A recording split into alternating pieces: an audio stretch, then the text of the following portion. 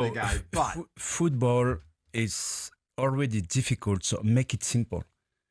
I don't understand why all those guys, is it fashionable? I have no idea. But, I'm very annoyed every time I see someone trying to make a stick, before kicking the ball. He stopped the run and then all of a sudden do something. Why don't you do a push-up before you take your change? I mean, just go until the limit. But, he stopped twice, his run before he kicked the ball. So, that for me proved that he wasn't ready mentally to take his shot.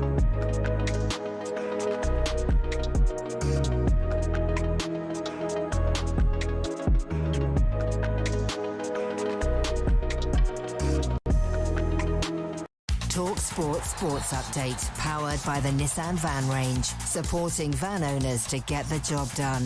Search Nissan Vans or head to your local Nissan Van centre. I'm Ben Fletcher. Good afternoon. Unlike my mobile phone use, the treatment is going well. Sir Kenny Dalglish has confirmed he's being treated for cancer. The 75-year-old admits he'd have preferred to keep the news private, but inadvertently revealed it on social media. In a statement, Liverpool have expressed their support, best wishes and love to Sir Kenny and his family. This as Liverpool have now formally opened talks with Andoni Iraola. The free agent wants to take his former Bournemouth assistant Tommy Elphick with him to Anfield. Southampton's head coach has apologised for Spygate. Tonda Eckert insists when he worked in Germany and Italy, spying on your rivals was common practice. I don't want to say this to excuse anything that we have done. I just want to give you context in the way that I grew up in the football world. There's different rules in England. There's different rules from the EFL, and I should have known them. Despite getting the club booted out the playoffs, Southampton owner Dragan Solak will not sack Eckert.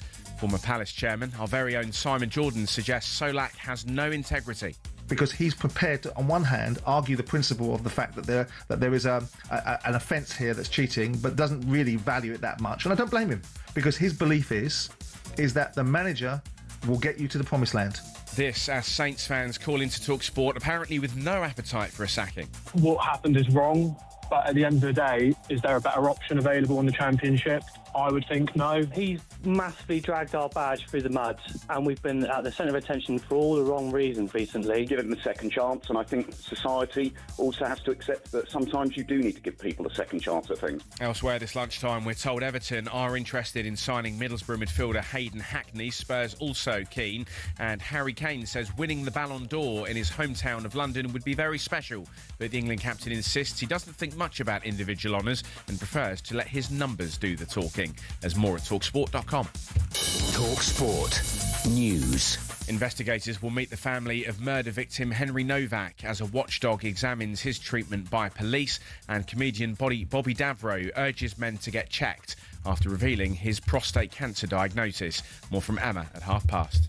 talkSPORT weather with QuickFit. Keep spring journeys safe. Visit your local centre or quickfit.com to book your tyres, MOTs and servicing so you can drive away happy every time.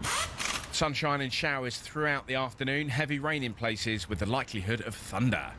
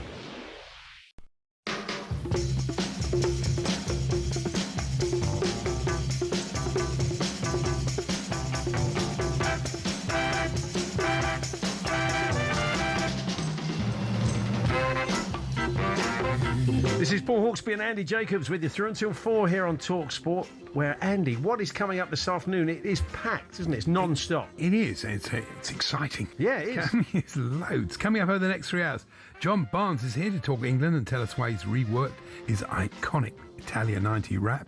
Leicester legends Robert Huth and Wes Morgan also join us for a chat, and we'll discover why Arsenal have donated their old socks to a donkey sanctuary. Yeah, I know. It's the story of the day. We're also interested in your Sunday morning incentives. More on that shortly. The Saints fan comedian Alistair Barry reacts to the club's Spygate statements today. And top boxing trainer Peter Fury will be popping in for a quick chat. There's all this, plus the man that helped bring down Blatter, Simon Brodkin, makes a welcome return. And we'll look back on the heady summer of '66 with author Michael Calvin and Detail magazine contributor Mark Webster. That's right, Detail doing a special World Cup edition programme size. More on that later. Lovely. 6 minutes past 1. Good afternoon, everyone. Good afternoon, Andy. Good afternoon, Paul. Good afternoon, everybody. And of course, it's very exciting. So we're really into the real build-up now for the World Cup. Yeah. And the papers mentioned today that the England team are wearing matching £230 tracksuits. It's part of the Nike Tech Fleece range, said to give plenty of warmth without adding bulk. Yeah, just what you need in 85 degrees a few minutes. It's very interesting. Harry Kane's already tied his tracksuit top round his waist and his T-shirt only. They won't be wearing that at all. What are you talking about? We're going to have a chat with Faye Crothers, who's already in Miami. So she had to pack a lot of stuff. It's about 35 degrees, and it's going to be a bit sweaty out there. So I am a fan of Sky Sports News. It's a very useful service, but it is funny when there's not a lot about. So today I was watching it this morning when England got on a plane. Yeah. The plane landed. Yeah. They got off the plane. Right. It was hot. Yeah. Then it was muggy. Then there was a thunderstorm. Tremendous news. Pulitzers all round. Well, I think you got to the nub of it. I'm sure that's not the way it was presented. That's how it felt. Yeah. But never mind. I've got a little something for the listeners to get stuck into today. I don't know if it's going to fly or not, but I'm sure that this is a thing. Luis Enrique told the players at half-time in the game the other day against Arsenal to be patient, keep trying. I said if they do this and win, then I'll buy them all a Rolex watch like the one I'm wearing. And he proffered his wrist. And it's a fine timepiece. Yeah. It looks like one of those quite flash Rolex divers watches, you know. Yeah. So then there was a shot today of all the players putting their wrists in, all wearing their new Rolexes. So he lived up to it. So we often hear about these kind of incentives. You know, you get like sort of League One side, they're all off to Vegas when they get promoted or win the playoff. So I just wonder about incentives in the lower reaches of a Sunday morning. It won't be a Rolex. It won't be a Rolex. It might even just be a tenner behind the bar. But we were interested in the sporting incentives you were offered or offered as a coach or somebody who ran a team. Whether even kids football. Maybe it was a bag of Haribo each for scoring the winner. But whatever it was, we were looking for sporting incentives at grassroots level. So if you can weigh in on those, that would be great. talksport.com/H&J. Text to 81089, tweet to TSH&J, 03717223344. The ones that you either offered or were offered. So we'll do some of those. Transfer news is starting to take off. You noticed all that is starting to come in. Yeah. Are you a bit quiet on your front? No, it's apparently mainly people you're turning down offers for, isn't it? Yeah, I think they're going to get rid of a lot of players. They don't need any. You know, the thing is, they've got no Europe. They're only playing once a week like Tottenham. You only need... Are there areas that need strengthening? Because, I mean, if you lose Enzo Fernandez, although you've got Lavia, you've got... Andre Santos. They've got players. Casado, They're not short of players. So that's... No, I think... I was interested here at Chimpong because I heard that he was going to go out on loan, but obviously the new they rate him, don't they? Fancy, he's really good. He just got... Well, we'll touch on this with... Robert Huth a little bit later on, get his take on that. The boys are playing in the big paddle tournament on the talkSPORT YouTube channel. I'm sure you'll be seeing clips of that on the talkSPORT socials coming up. But we'll find out how that's gone. John Barnes is going to join us for a chat. We'll reflect on all these Spygate statements today. From my point of view on the transfers, Tottenham, it seems, have gone back in for Savinho, and I find myself a bit underwhelmed. Simply that they're talking about 50 million quid, and this is somebody who plays in a wide position, who's quick and tricky, but his final ball isn't great, and his finishing isn't great. Even Pep said a little while ago, if Savinho can just get that part of his game going, be a hell of a player. Maybe De Zerbi looks at him and thinks he's the man to do it. But when you've got Tell and you've got Odebear, you've already got players that are exactly that profile. Good prospects whose final ball isn't always the greatest and who don't score enough. Quite like Tell. I thought he showed up well in the no, he did. But do you need to go and spend 50 million quid on another version of that and just hope for... Tottenham do need some oven-ready players. They can't just keep buying players that might train on. And I know he's been at City, but I'm interested in from City fans. Maybe I'm wrong, but if you get 50 million for him, you're probably not going to be that upset, City fans, are you? Tell me otherwise. Say you're going to march on the Etihad with lit torches if it goes. Oh, God, no. And also Hayden Hackney, not just for my lot, for Everton, a lot of other clubs. And Borough fans will tell you, it gets to every window and people are after Hayden. I haven't really seen him much. I did make a point of trying to watch him during the playoff game, but he was injured and he came on late. I've seen him, he didn't do much in the game. He looks, he's that classic one of... I saw Jamie O'Hara talking about it. He said, we don't want to buy players from the Championship, but look at players that have come from the Championship. Morgan Rogers from that club. I'll tell you what, exactly. Going back as far as Trevor Sinclair at Blackpool, when everybody stood there, so could he do it at that level? So Jerry Francis jumps in for 750 grand, the rest is history. Bloke ends up as an England international. But, Jared Bowen, Andy Robinson, lots and lots of players. Oh, yeah, no, absolutely. Lots and lots of players that come out of the Championship. No question about it. A lot of snobbery about Championship players. It's true. Do you want to hear an Add Nothing letter from our old friend Ian Owen of Wallington? Oh, yeah, go on. I love Ian's letters. Yeah. They've never actually... He just basically says what's happened.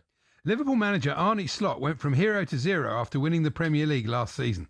Okay. What was that? Yes. Tremendous. Yeah. Well done, Ian. Keep them up.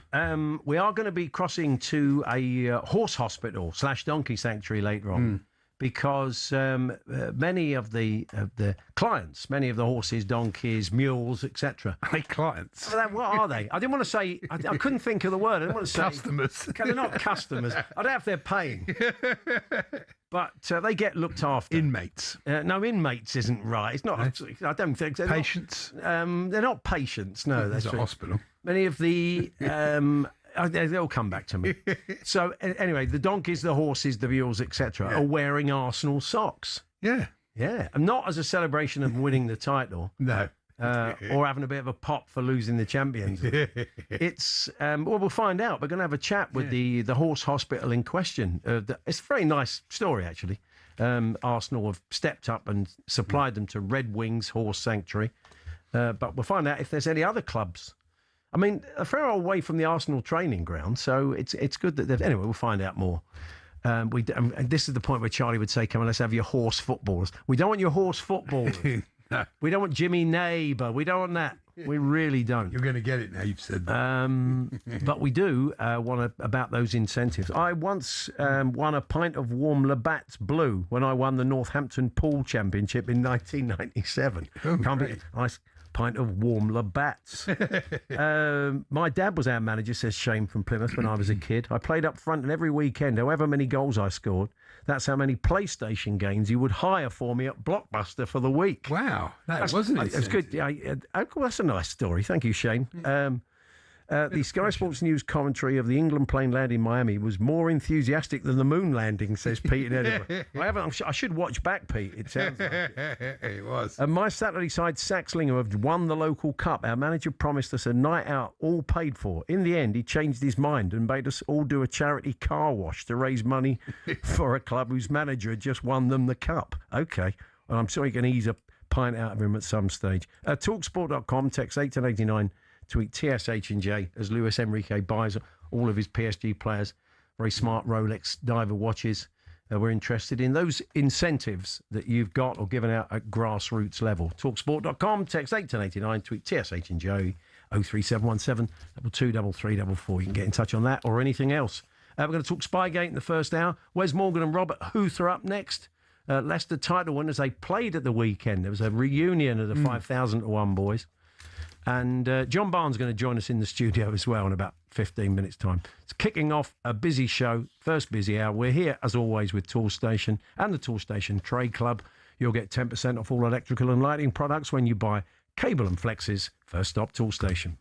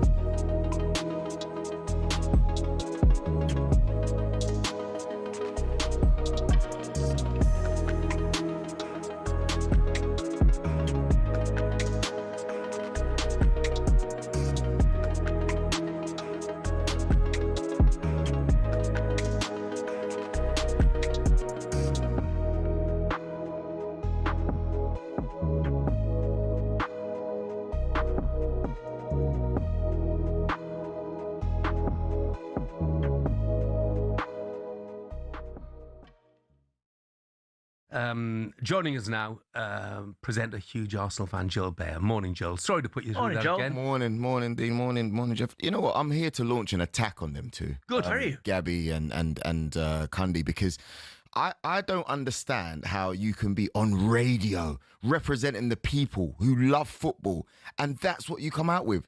They came to work wearing PSG shirts. I was in Budapest enjoying the game. I look at my timeline and it's them dancing around, celebrating. Cundy, your team, you love Chelsea, but you played for Ipswich, mate. That's where you had the majority of your appearances, Ipswich Football Club. Gabby, you played for Aston Villa. You love Thierry Henry. You told me yourself last week. Where has it gone wrong? Why is it that there's so much hate for Arsenal? Where's this come from? I mean, what do you think when you sit there and you look at it, Jeff? No, I was embarrassed by that. Because domestically, well, not domestically, of English clubs, Arsenal have unquestionably had the best, the most successful season. You know, they've won the Premier League. They've been within a spot kick of winning the Champions League as well. Personally, I don't particularly enjoy the way they play, but you cannot deny they have been the best side this season. 100%. It's been effective. If you want to go down to the stats, you know, I had the chance to be on the Budapest show the other day. PSG have scored 45 goals this Champions League campaign. They've conceded 23. We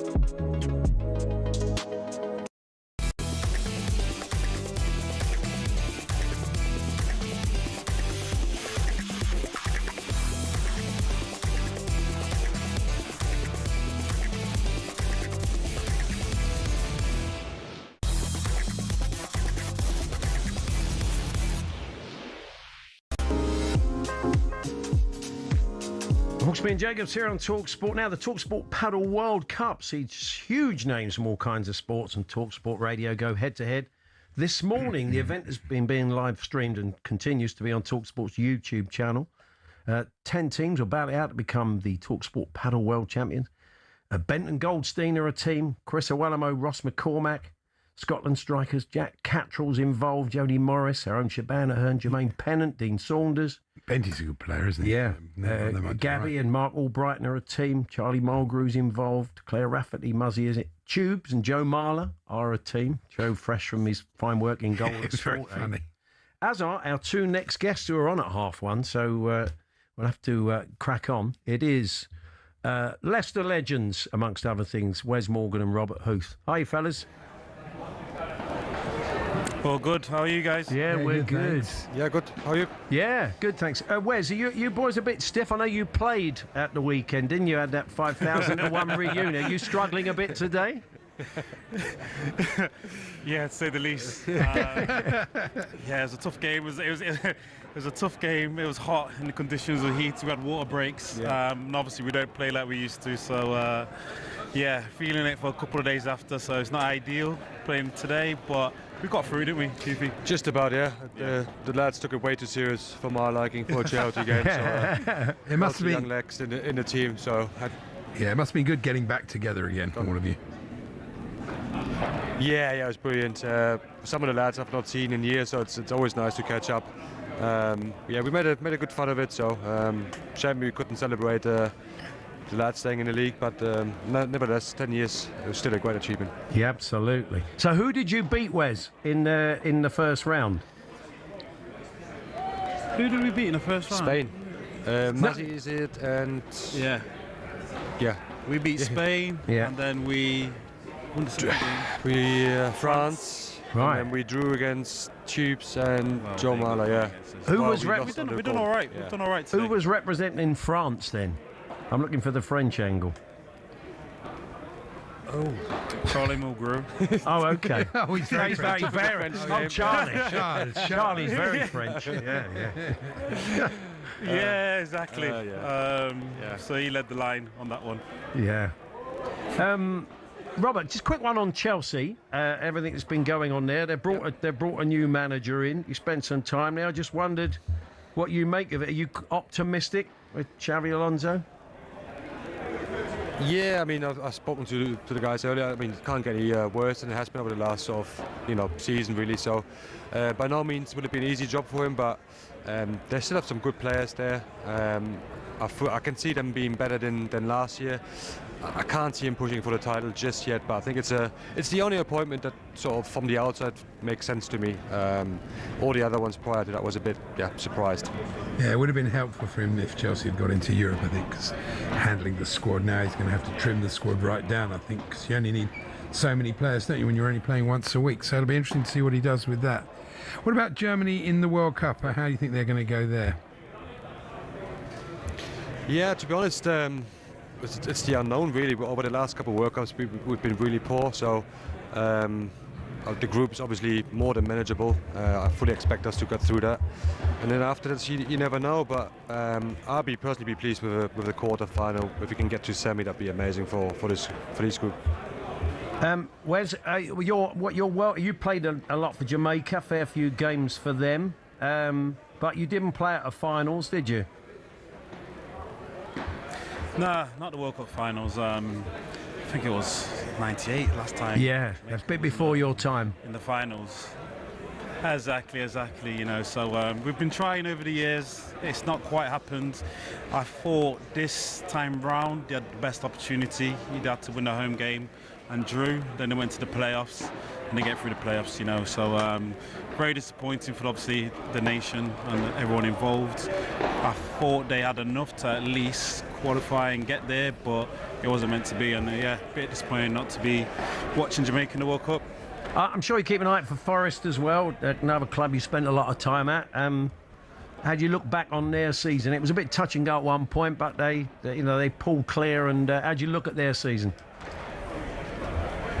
Yeah, everyone in Nottingham, obviously I keep a close eye on them.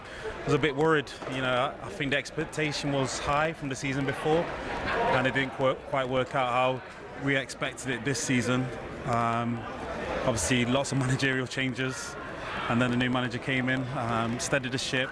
I think Morgan Gibbs-White, standout player in the last part of the season, really stepped up and he was fantastic alongside a few other players, Elliot Anderson. But no, it's good to see them kind of stay up and be comfortable in the end.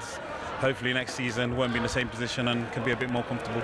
Robert, there's a few stories suggesting one or two of those players that play, if you like, for inverted commas, smaller clubs who didn't make the England squad might start to think that they have to go to bigger clubs to get noticed by Thomas Tuchel. I mean, was that ever an issue kind of around the German team or in your experience? And what do you make of that? Do you think that goes on? Do you think the big club players get more of an opportunity? No, I don't think so. Thomas obviously has one job, is to pick the best squad for the World Cup. And I'm not sure he's that bothered who the players play for. I think he's, in his selection, I think he's very, very German. I think he's picked the best squad over maybe some other better individuals, but that's how Germany's been doing it forever. And so he's just adopted it to the England squad. So it'll be interesting to see how they do. Listen, good players will always miss out on World Cup squads. That's just the nature of the beast. It's unfortunate if you wanted them, but that's just the way it is. Robert, I saw you weighing in as well online on Spygate as an ex-Borough man, understandably. We've had a few, you've probably not seen them, but you've been playing, but Southampton owner and manager have come out today. It looks like the manager's going to stay. I mean, I wonder what it would give us a bit of an insight what it might feel like in that. Yeah, exactly. I think we're all a bit surprised. He's got the full backing of the club, and he's going to be staying as it stands. It depends really on what happens with the FA and any charges and any bans they could put in place. But I mean, what have you made of it? And from the players' point of view, having to pick this up next season, having missed out on this opportunity, it's not going to be easy, is it? No, even just from the fans' point of view, they're just going to have a bit of fun with that one, aren't they? Yeah. I'm surprised that he's staying, to be honest. I thought it was a conclusion that he's going to have to resign, I guess. Yeah. Because listen, we're all trying to gain an advantage some way or another, but by the sound of things, it was systemic over long term. It wasn't just 1 or 2 games. So yeah, it took me a bit by surprise. I thought there'd be a bit more of a reaction to him, but weird. Yeah, it's a shame because he proved in those in the games against Arsenal, things like that. He's a good coach, this guy, isn't he? So you wouldn't want his career wrecked by this, even though it's not ideal. His argument, Wes, is that it goes on. It went on a lot in Germany, and that even Pep had talked about it happening at Bayern. So to him, it didn't seem out of the ordinary. It's a bit more to it than that. But how did you view it, seeing it all unfold? Probably same as Yuffie. Listen, if it goes on, West, though, it's fine. Yeah, if you get away with it, that's fine. You get away with it. But the fact that you've been caught, you're gonna have to suck it up and take the punishment. I think. I know. It is strange. It is strange. You don't think these type of things happen this day and age, but they do. So these little advantages sometimes help the team, but I think it comes down to sportsmanship and playing fair. And I didn't think it was absolutely necessary because we know when we are on the pitch. Not much can kind of change the outcome. No, that's the surprising thing, isn't it? Spying is all well and good, but how much is really going to find out? But exactly. Hey, hope. Yeah, make much difference to the results. No, it's true. Just one final one, Robert. Is it that common in Germany? Do people openly say, "Oh yeah, we had one of the other coaches or one of the other people from the club filming our training today"? Is it common? To my knowledge, it's not. No. So when it first came out, I was really surprised that these things still go on. I mean, there's so much information out there on teams, on tactics, on anything really. No, there isn't anything that you don't know. So I'm surprised they went down that route. But yeah, to answer your question, I've never experienced it. Certainly not in England or in Germany. So surprised to hear that one. Interesting. Who are you playing next? We're going to let you go in a second. Who are you playing up next? Well, apparently we've not gone through. Somehow, lost one. We need to count the scores again, don't we? I think we need some verification. We're going to have to speak to a couple of people, I think, because something's not adding up. VAR. You can go and do a few. Couple backhanders. Go and do a few stretches then. So good stuff. Thank you, fellas. Enjoy the rest of the afternoon. All the best. Yeah, cheers, gents. Thank you. There we are. There's Leicester legends, Wes Morgan and Robert Huth. Very interesting what he said about Tuchel there, about doing the German method that they've always done, picking the best squad rather than the best individual players. Yeah, well, and it actually has not done them a great deal of harm, has it? No, when you look at their record in finals. Yeah, exactly. John Barnes is popping in next. Bit of a star-studded start to the show. John has reworked the lyrics of the iconic rap from World in Motion. He'll be telling us why, talking a bit of Liverpool and England as well in a few moments' time, so stick around for that.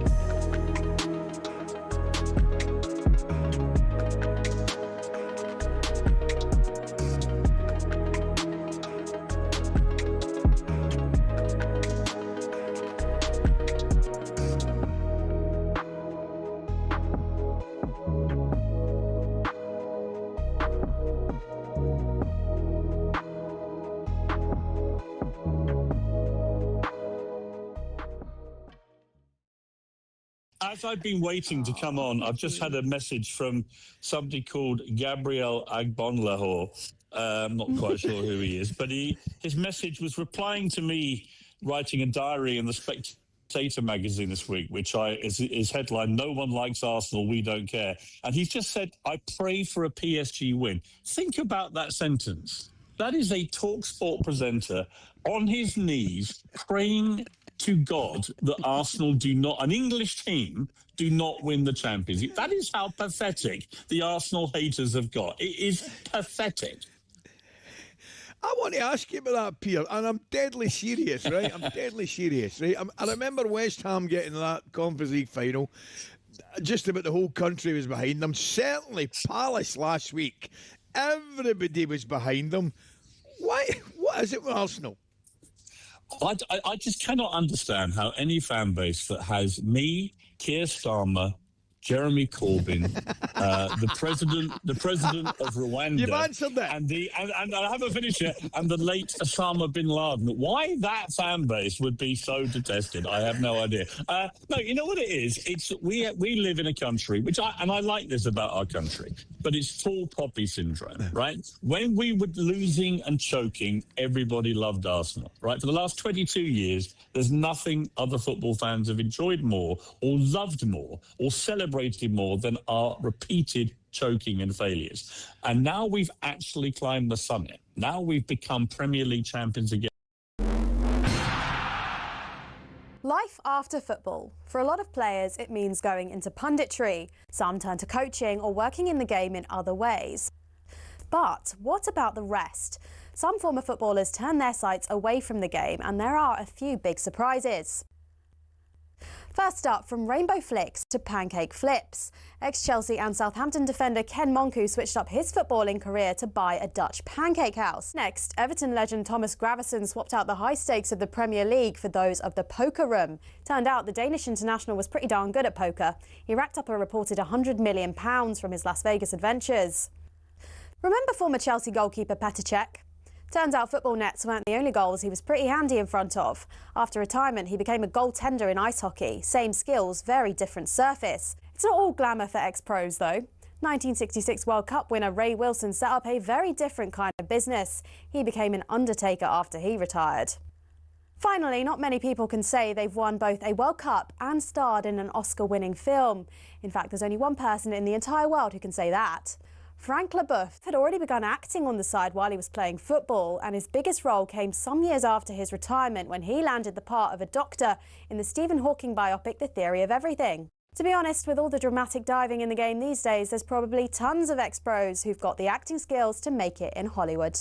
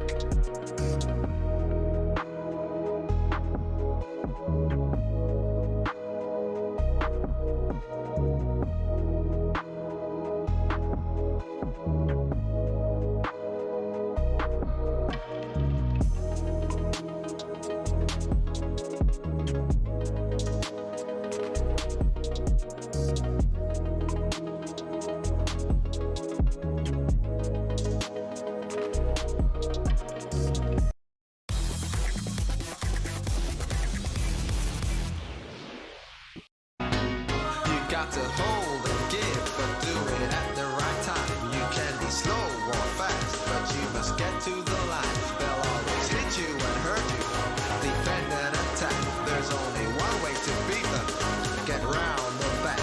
Catch me. Well, you wouldn't think you could better those lyrics. No, you wouldn't. Well, you can, but not for I suppose Michael Jackson, people like that probably would. Yeah. John Barnes has joined us in the studio. Hi, John.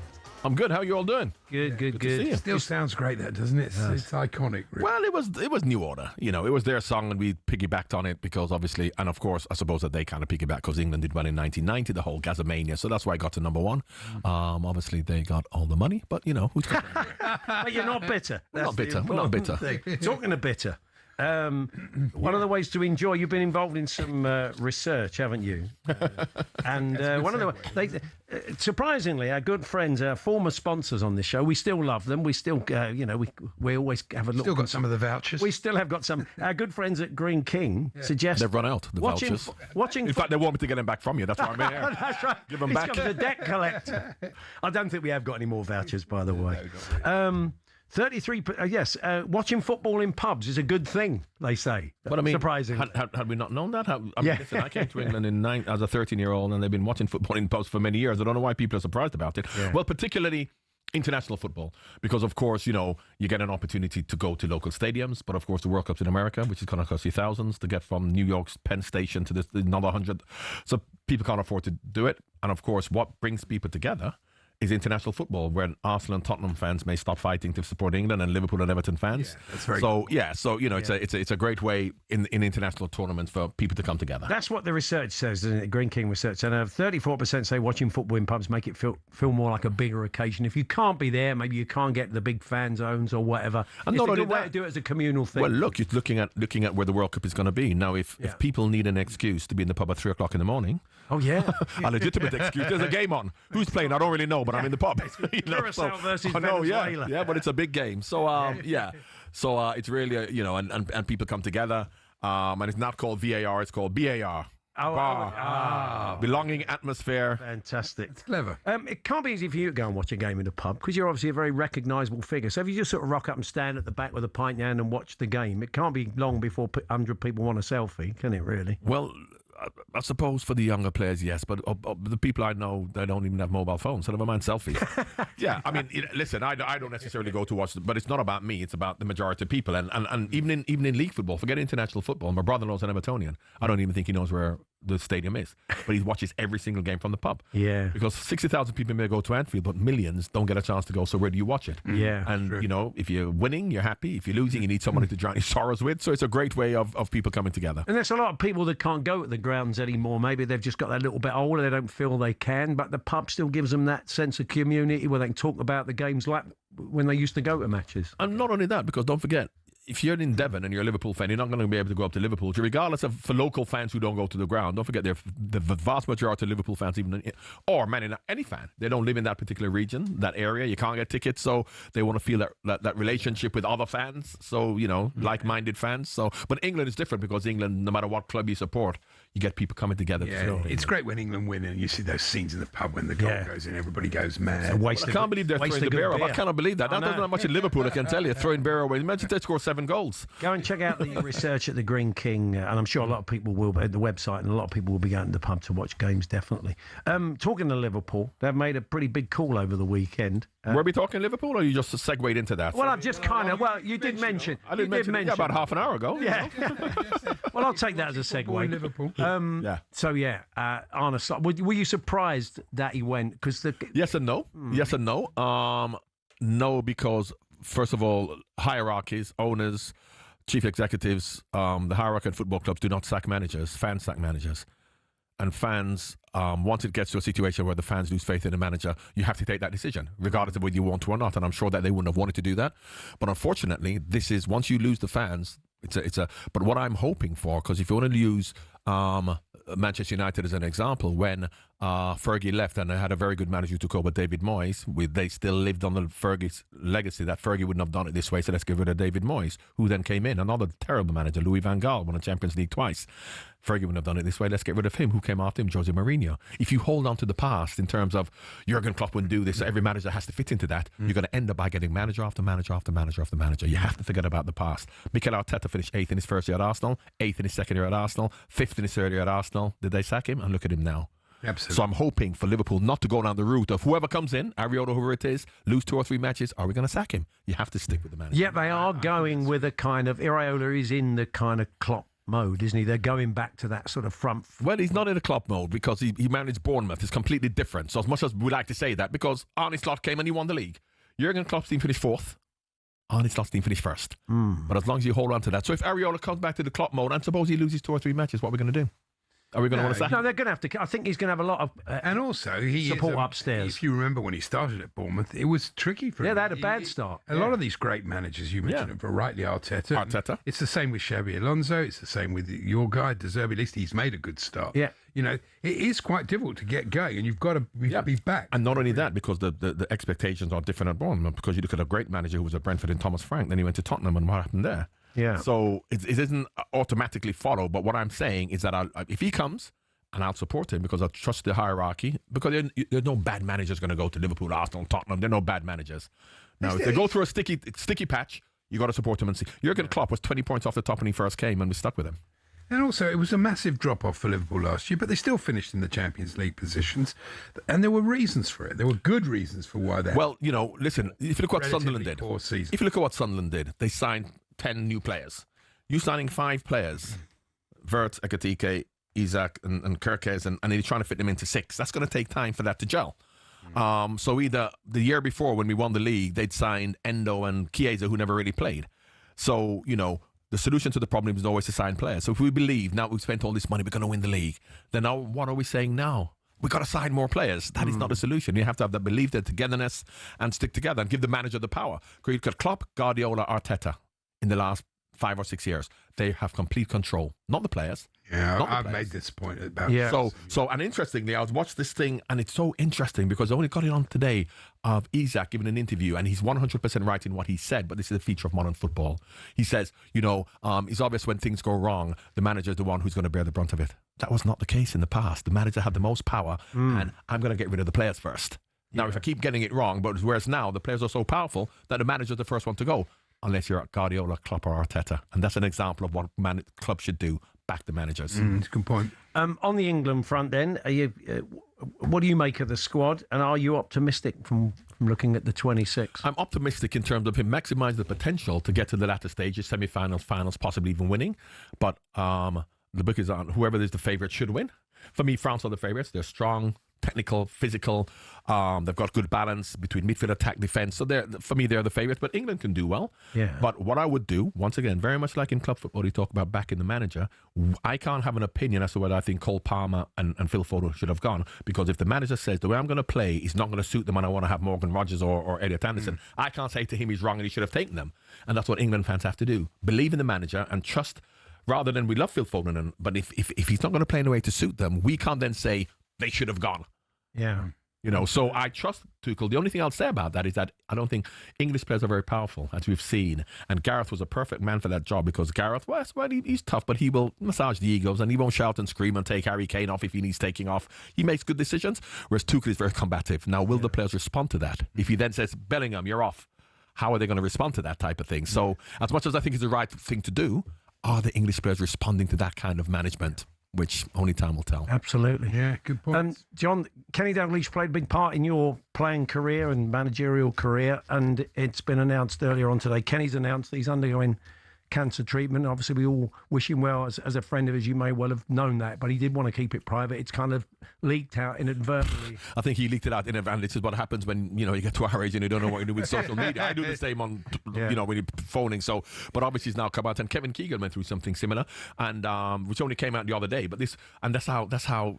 I mean, Kevin Keegan's on the mend. He's better. Yeah. This was from January, but when things come out, we get the wrong impression. So, I wish Kenny all the best, as we all do. But he's in good hands. Yeah, that's good to hear. So I said at the start, you've rewritten, the rap has been rewritten from. Well, it's a bit of a. It was a bit of a play on words. They're not re-releasing it. It's not coming out. It's not going to go on Spotify. It's just for this Green King campaign. They're kind of, you got to go on the on Green King social stream and see it. So it's not a re-releasing of the song or anything like that. If so, I would have probably gone try and get a bit of royalty this time around. Well, instead of £5,000 to share between the 25 of us into the players' pool. Thick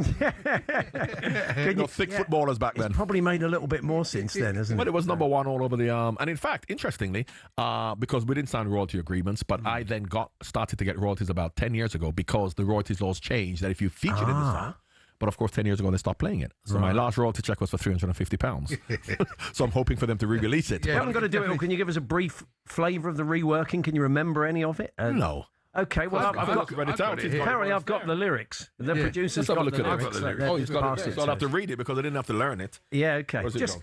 give us the start of it, John. Putting him on the spot here. Yeah, the bins are going on. Look, we've all got to that age. Oh, there you go. Let's have a look at this and see what it says. Okay. You've got to hold your pint, but be there for kick-off time. You're here to back your team. It's gone off.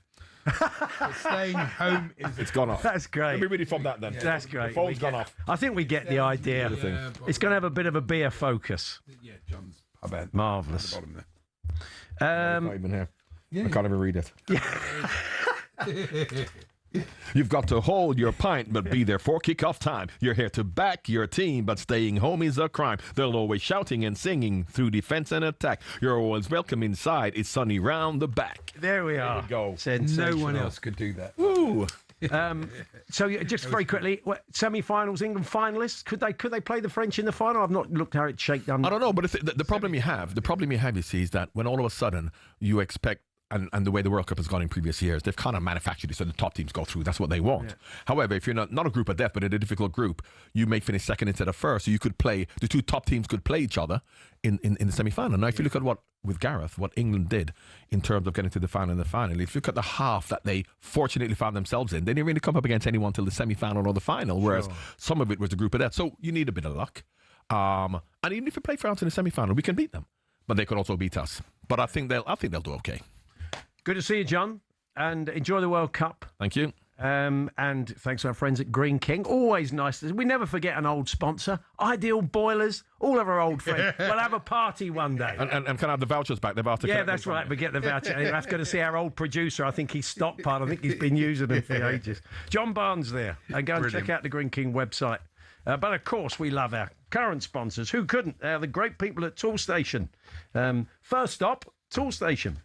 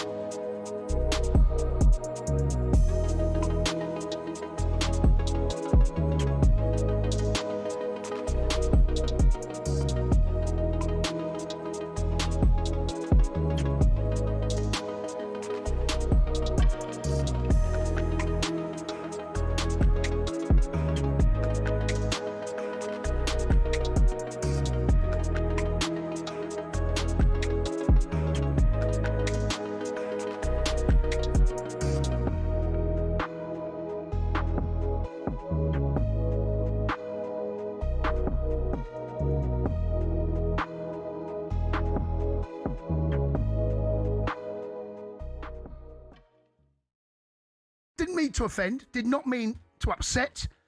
Too many people that I've upset to name. I mean, social media is an absolute wash with it. So, you know, it was only a little bit of fun. All right, that was all it was. It's people's lives here. I know, but they're football fans, right? They're football fans, yeah. But the way you done it, I thought was totally No, Gabby, listen, I got the tone. Me and Gabby, I spoke to Gabby earlier. It was crazy. It was too much. No, listen, we got it wrong. Targeted abuse. Targeted. You make mistakes and you move on and you learn from it, all right? But you wouldn't let off. You had your foot on their neck. No, I understand that particular. I've been there. I know what it's like. Look. Okay, so I thought at the top of the show, the only right thing to do was to apologise and say sorry. Yes. To absolutely nobody.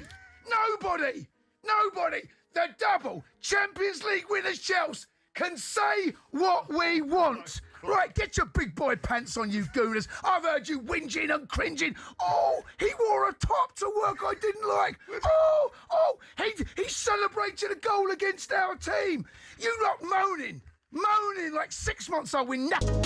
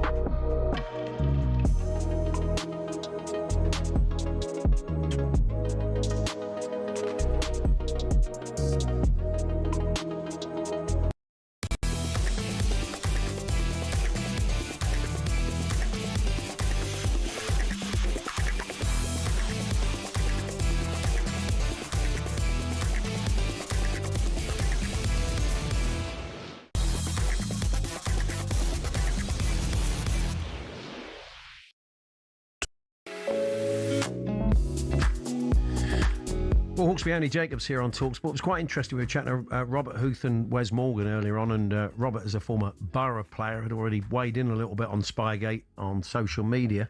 And we broke, because he'd been playing in the talkSPORT paddle tournament today, we kind of broke the news to him that Tonder Eckert was staying and had the full backing of Dragan Solak, the Saints owner, and the board. And he went, wow, really? I know. I think people are surprised. I think there was an expectation that he couldn't survive. Yeah, but you know what football's like, and this guy is a good coach. He is a good and coach. Did brilliantly for Southampton, and the last thing they want is for him to have to go. And it's only if he's forced out, or if he's banned or anything like that. They won't. You know what football's like. They won't get rid. You wouldn't get rid of a really good manager, even if he's done something terrible. A lot of Saints fans were weighing in with Jim and Simon earlier on today, and broadly they feel it's right to keep him. Let's see what a man who I think we spoke to just before those playoffs. Or was it just? I mean, he'll tell us. Alistair Barry, comedian and Saints fan. Hi, Alistair. Hello, how are you doing? Yeah, I'm just trying to think at what point we last spoke. It was it after all the Spygate stuff had broken? We'd literally spoken just after we'd been chucked out of the playoff final. Blimey. So yesterday when I was in a bagel shop and I heard an Arsenal fan complaining about the last penalty, I just quietly took it aside. Yeah, it's all to realign your principles. It's all especially as relative. I travelled through Finsbury Park on Sunday and I just sort of went through the parade by accident. And I was like, you lot don't know you're bored. Oh, yeah. So where do you stand on this, Alistair? I mean, where do you stand on him staying, and where do you stand on the statement? I'm sure you've watched it now from Tonder Eckert, which says, well, in Germany, this is not a big deal. It happens all the time, and I didn't know that. But surely someone within the club would have said, Leeds got quite a hefty fine for this. We should be careful. I mean, something doesn't feel right. Well, still. that's the thing, isn't it? I mean, on any level, ignorance is not a defence. But the idea that he kind of said, "Oh, let's do this," and no one went. I'm not sure we're allowed to do that, Todd. That feels a little bit odd. I think if you look at all the statements, I mean, as a football fan, I completely agree with what you guys have just said. Basically, we're football fans, and Tonder Eckert took a team that was really floundering and playing bad Championship football after the worst season I've ever enjoyed in 50 years in the Premiership, and turned us into an exciting team playing really good football. So we're football fans, and I think, I mean, I said to you last time I was on a sort of moral level, and as we've established, morality and football are not always the best of friends. His position should be untenable, surely. But actually, he's a great football coach. He's said mea culpa. I think the statement from the club itself was a bit mealy-mouthed, and there are a couple of people with Middlesbrough connections on the board. It's like, it's done, it's finished. That was poor. Tonder has come out and said, and actually, he's not exactly the most expressive media performer, is he? No. It was very. But I mean, what else do you want him to do? He's apologised fulsomely. We've lost the opportunity to play the richest game in football. We're starting next season with a 4-point deduction. The owner has come out and basically said what we're all thinking, which is he's a bloody good coach, and he said sorry, and we've been punished. And I do think the punishment's quite harsh. I think the 4 points on top was, twisting the knife slightly, but then we were caught bang to right, so you can't deny they had every right to do that. Now, but there is a further punishment, isn't there, potentially, Alistair? The FA are looking at this. The only thing is, you wonder, the fact that they've backed him and they said he's going to stay, does that mean that the FA have already said, look, you've been punished enough, you won't be punished anymore? Because to give the guy your full backing and then find in a couple of weeks' time after an FA hearing, he could get, say, a 6-month ban, which would make it impossible for him to do the job. Yes.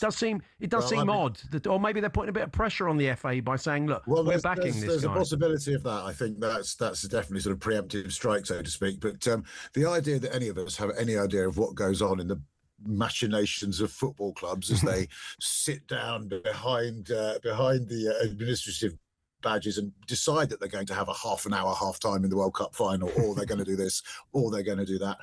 I don't know. I mean, I think if the FA go, no, we've banned him, then we're back to square one, and then that will just be his position has become untenable again. I said last time I was on, I thought his position was untenable. I was wrong. And the owners backed him, the clubs backed him. He said, I'm sorry. If the FA then go, there's a ban on top. I mean, I have to say, I think most people, with the possible exception of Portsmouth fans, would say that's a bit harsh now. But at the same time, he was absolutely found guilty. He's admitted the offence. In many ways, he can't have a complaint, but I think we've suffered enough. Is my point. You're going to have to strap yourselves in finally next year, Alistair, because you know what's going to happen. Every time you go away to watch a game, cheats. Every visiting set of fans, you're going to get all that. I kind of sense that the Saints fans are going to hunker down and feed off the injustice and say, we'll show you, because that's all you can really do, isn't it? Well, yeah, and also, I mean, it's like Charlie said last time I was on with you. He said, this is just so unlike Southampton. They're such a nice, friendly community team. And I'm like, yeah, but we've been running... I mean, Rupert Lowe used to be our chairman. I mean, come on. So, really, we've been run into the ground so many times. And we are a great community club and all the rest of it. Yeah. But at the same time, we're a football club. And we know full well, I mean, you know, the goggles celebration from... what's his name? Harvey Bennett. Was not a great idea. No. But then when it first appeared, the story was young lad with phone runs back into golf club changing room, grabs a coffee and a change of golf slacks. So we were already going, oh, come on, this is a bit of Keystone Cops. Turned out to be considerably more serious than that. Yeah. And on a serious note, you know, if there's pressure being put on young people in football to do things that are illegal, that's not great. And the club have admitted that.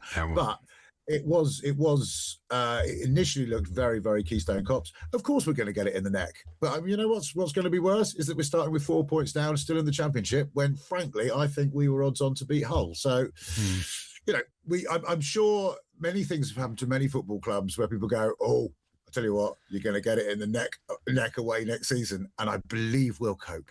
Good stuff. Alistair, always a pleasure. What are you up to comedy-wise? Where can we see you in action? I've got a new show coming up for the Edinburgh Festival, which was called Gobbledygook. Thanks to a very funny comment from my daughter, I've now changed the title to Alistair Barry, Rabbits Don't Fart. Oh, so I will explain that to anyone who comes to see the show.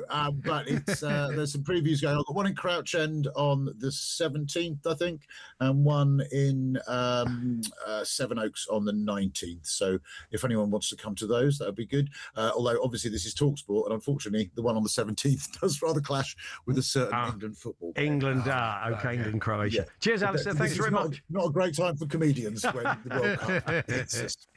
There's comedian and Saints fan Alistair Barry. Michael Calvin, author, popping in to see us next to chat about his new book, The First Hit Today, where we look at not just at 1966 as a game of football, but in and around the event, look at the year and life beyond it. Anyway, so Mike's going to tell us more about that. Peter Fury's in for a chat on boxing. That's all to come in the second hour.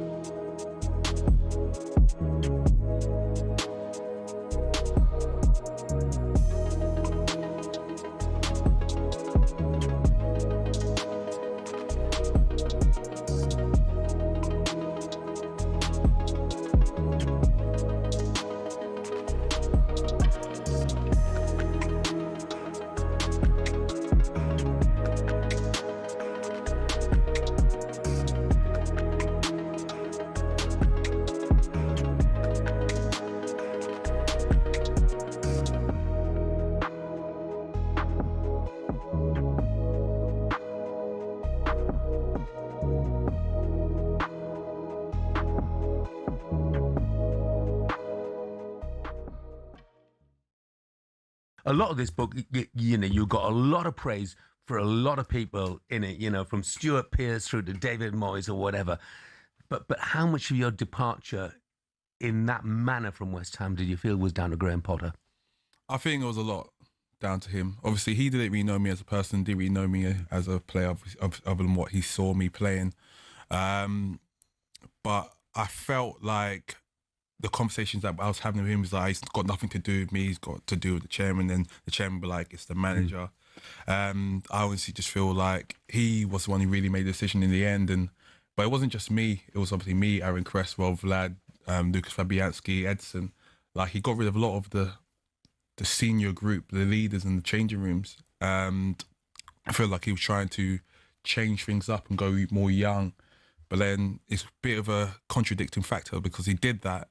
And then within 3 weeks, he was going, we've got the leaders in the changing room. when it's his decision to get rid of him. So it made no sense to me. I think, Michael, I mean, I'm looking at this, mate, and one of the quotes you said in the podcast was, I had resentment against the club. I hated them. Nothing to do with the fans, just the ownership. The only way they could feel my pain, was to be relegated. Now, do you think, the question I would ask you is, do you think it was a personal attack? Did it feel personal? Or, as you say in the book, humans, not robots, do you think it's an overriding thing where players in general, their feelings aren't taken into account? I think it's players in general. It's something I've always said in my career. It's not like as much as I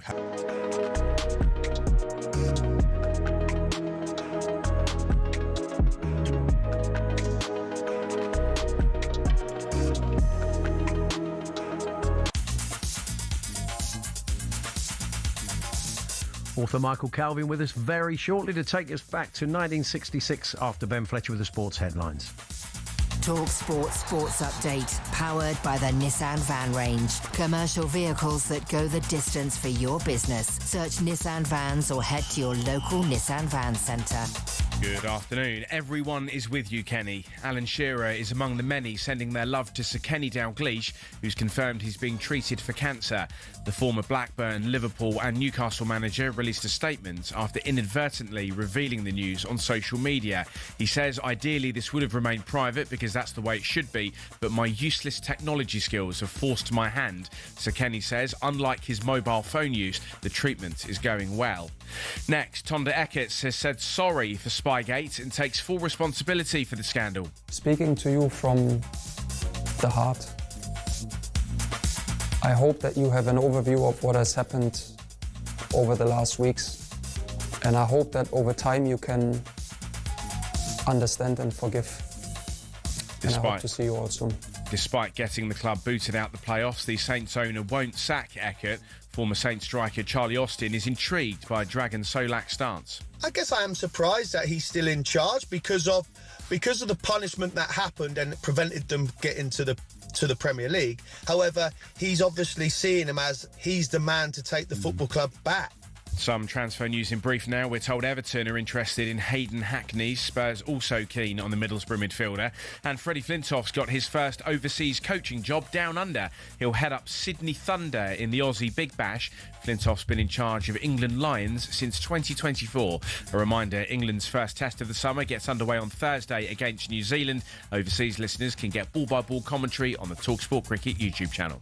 talkSPORT News. Downing Street says the police watchdog's investigation into how officers handled the murder of Henry Novak must be carried out quickly, and a British Paralympian could be the first physically disabled person to live and work in space. Emma has more at past. talkSPORT weather with QuickFit. Our expert technicians can't do your spring cleaning, but they can keep your car's inbuilt safety tech in top nick. Visit quickfit.com and book today. A mixed picture this afternoon with sunshine and showers across the board. Heavy rain in places with the chance of thunder.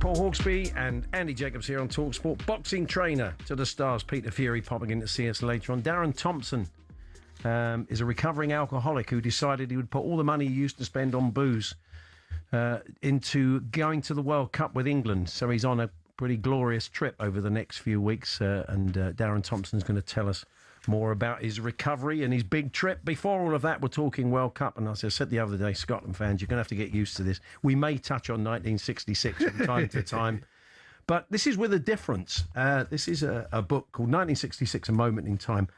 The year that changed football from fashion, it changed everything from fashion to football. So it's a lot more than just the game and the tournament, and it's in the very capable hands of author Michael Calvin. Hi, Mike, good to see you. Good afternoon, chaps. So, I mean, when you actually look at this era, it is an incredibly interesting time. Was that the kind of catalyst for doing this? It was really. I think the research process for doing something like this is fascinating because you go into the British Museum, you get the microfilm out, and you disappear down so many rabbit holes. You know? And at that time, mid-60s, it was the time of transition from sort of grey post-war austerity to this new permissive, era of cultural freedom. And everything was changing around it. As you said, the fashions, we had the mini skirt, 8 inches above the knee, would you believe? Football was changing. Footballers were changing because of, obviously, the sort of celebrity that was attracted to them after the World Cup. So it was a time of great change. And the world itself, I wanted to find out what the world was like, as our Scottish listeners will know, we do ram it down their throat that England won the World Cup. But actually, it's a lot more than that. Yeah. It's about what was the time like, who were the personalities, what were the driving forces, not just in a sporting sense, but socially, culturally, and politically, because that's the other thing. Yeah. It's a really interesting with a Cold War going on. There's so much going on politically at the time. A lot of it involving the nations involved in the tournament. Absolutely. And actually, the nations who didn't get involved in the tournament, if you're going to go down to the pub for your pub quiz tonight, 1966 was a unique tournament in a major sporting event because it's the only tournament, remains the only tournament, to have been boycotted by an entire continent. The Africans, to a man, took their ball home, refused to qualify because they weren't guaranteed one place in the finals. So I've tried to make a contrast between that solidarity, which was in the spirit of Pan-Africanism, if you like, and what was actually going on the ground, which was frankly carnage. In 1966 in Africa, there were 7 coups, 2 counter-coups, 3 unsuccessful coups. The first coup began at 3 a.m. on January the 1st. Which installed one of the great monsters, Bokassa, who eventually became a self-appointed emperor of the Central African Republic. Allegedly a cannibal, used to keep his erstwhile political opponents in the freezer. And he with his when he had his coronation, which was based on that of his hero, Napoleon, he flew in 24,000 bottles of Moet, 24,000 bottles of his favourite scotch, 240 tons of food. He set up this bulletproof enclave in a garden and basically cost his country a quarter of its annual income in one night. Wow. So, and I looked around because African football was actually beginning to emerge. In Ghana, the Black Stars, they reckoned that had they been allowed to try and qualify, they would have probably got to the quarterfinals, semi-finals. So all in all, it's a reflection of the world. And, the great story of '66, or one of the great stories, was North Korea. Yeah. Now, okay, they are known for knocking out Italy, but also what I found fascinating was the way they actually got there, and it's linked into the African problem because that when Africa withdrew, every nation, that left 4 teams going for one place: South Africa, North Korea, South Korea, and Australia. South Africa were eliminated because of the apartheid regime that were banned by FIFA, down to 3. The South Koreans saying, hang on a second, we're still technically at war with you guys up in the north. We're not going to bother to play you. So the idea was that there was going to be a 2-team playoff in Japan. And what happened next was a sort of a bad guys buddy movie. Kim Jong-il, the dictator in North Korea, was best mates with Prince Sihanouk of Cambodia. So they cooked it up so that the 2-legged games against Australia for the one place in England were actually in Phnom Penh at a time when Cambodia was being bombed by the US. because obviously they're next door to Vietnam. North Korea prepared for 10 months for those two games in military camps. The Australians sort of lumbered up to a quick training camp in Cairns, played one local Sunday League team, and then when they got to Cambodia, did everything that a classic tourist does. Ate the street food, drank the water. So by the time of the first game, it was pretty cataclysmic medically. I was just thinking that, thank goodness we don't have any mad dictators now. you were only 8 in 1966. Yeah, so it is interesting. You talked about the research you did, which you would have had to do to get the zeitgeist of the time. And it is interesting, the book. I often you speed read this, but I just started reading it. Yeah, it's really well written. Thank you very much. Very Thank good. you. So, it's interesting going back to what you said about North Korea and Africa. Africa weren't there, but in Eusebio, they had this great breakout star from Mozambique, and also that kind of cultural melting pot. You had like North Korea being beloved by everybody in Middlesbrough, and you had a lot of that went in. People in this country had not been exposed to those sorts of cultures before, had they, with a lot of the teams that played here? No, I hadn't. Well, the example I used with Eusebio was Glenn Hoddle. And I was interested in Glenn, obviously, because he was a fan in '66. He played in the World Cup and he managed in the World Cup. So he was sort of man and boy, as it were. And Glenn, he met Eusebio at Harlow Town Football Club, and he was smuggled into the dressing room by his dad, who organised a training session on behalf of the club.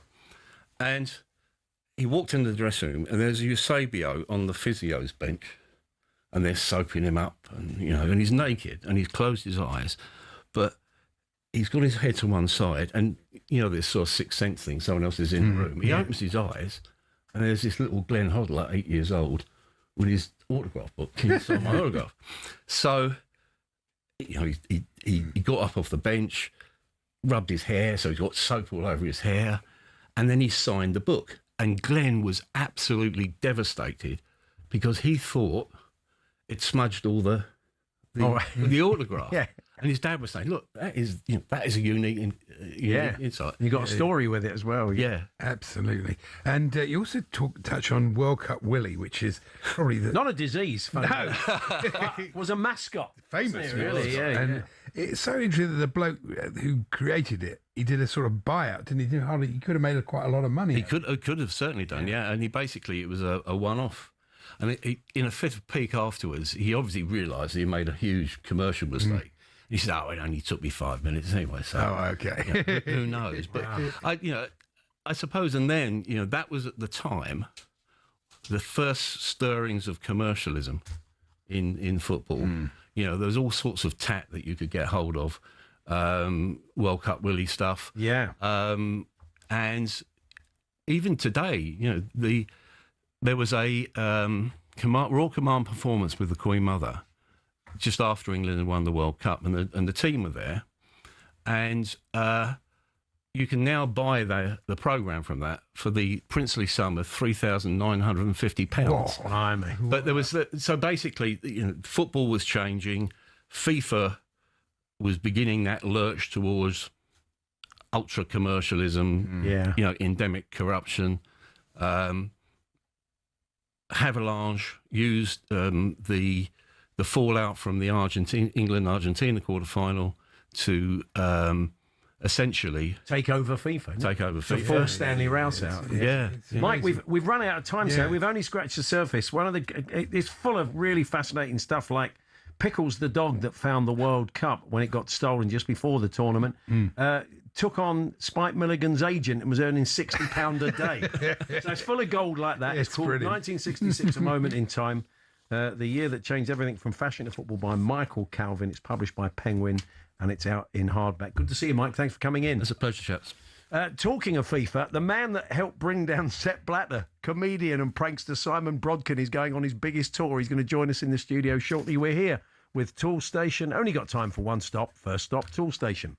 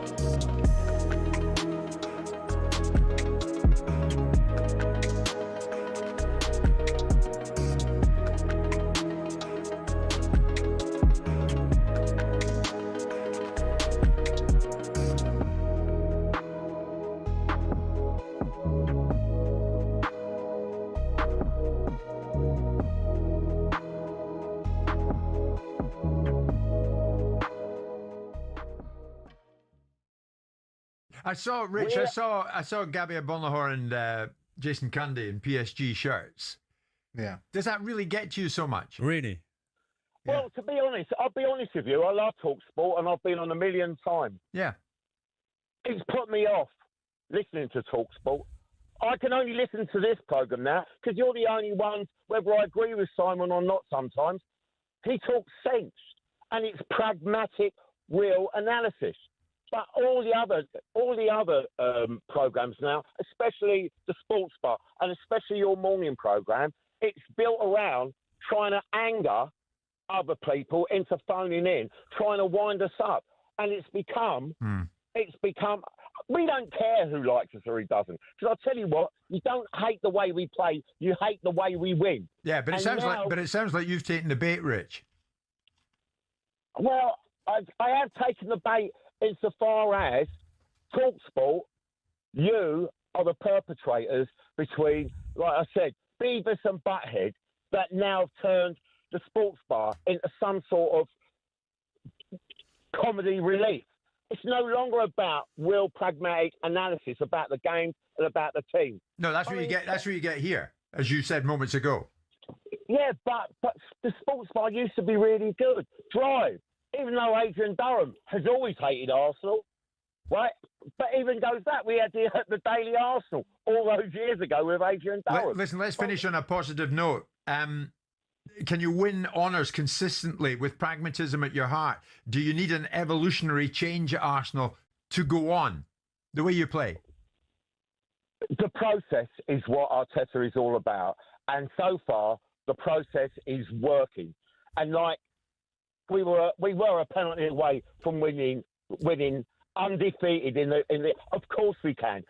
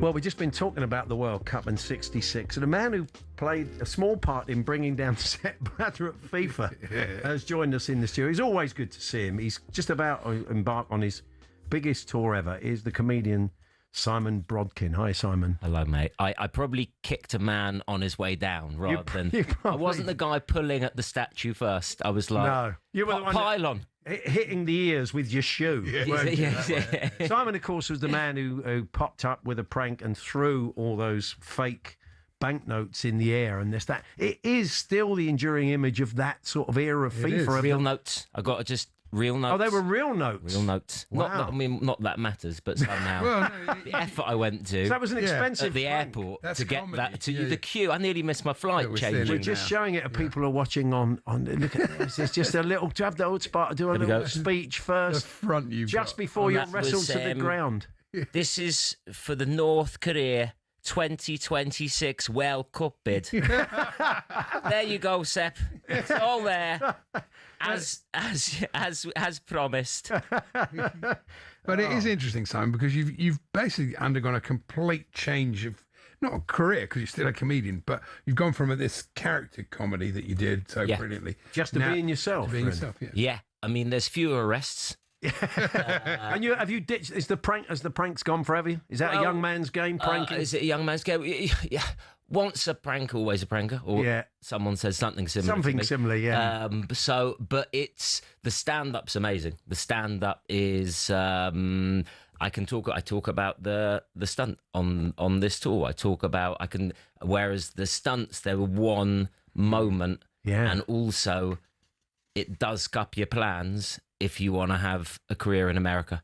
I think Trump's of course, a little sensitive. He's ruined it for prankers around the world. Right, because you did prank him, didn't you? And he's a man with a long memory. I did. Over in Scotland, didn't you? I'm hoping his senility will eventually kick in.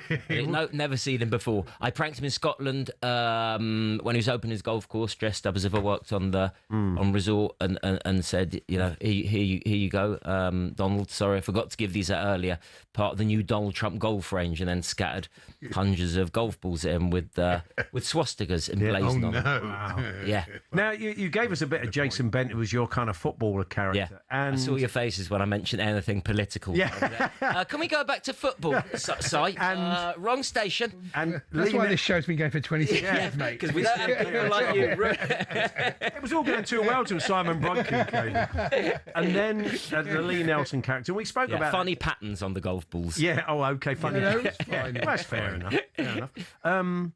But I mean, you cover a lot of different. This is not particularly thematic, is it? You just get up there and you just do a lot of funny stuff. You cover a lot of ground. So the stand-up, it's called Unleashed. Yeah, you're right. I went from doing the characters, Nelson, Jason Bent, as in that clip, and then to doing the stunts, the pranks, this with Sepp, the Theresa May P45, my football. I've had a decent training with training with Manchester City. Yeah, some funny pictures from that. Trying to get on the plane with England. Getting on the plane with England. I think Hodgson says that's his one regret, not taking me. and we could have got to the latter rounds. And now doing the stand-up, which is, it's great. 2 hours.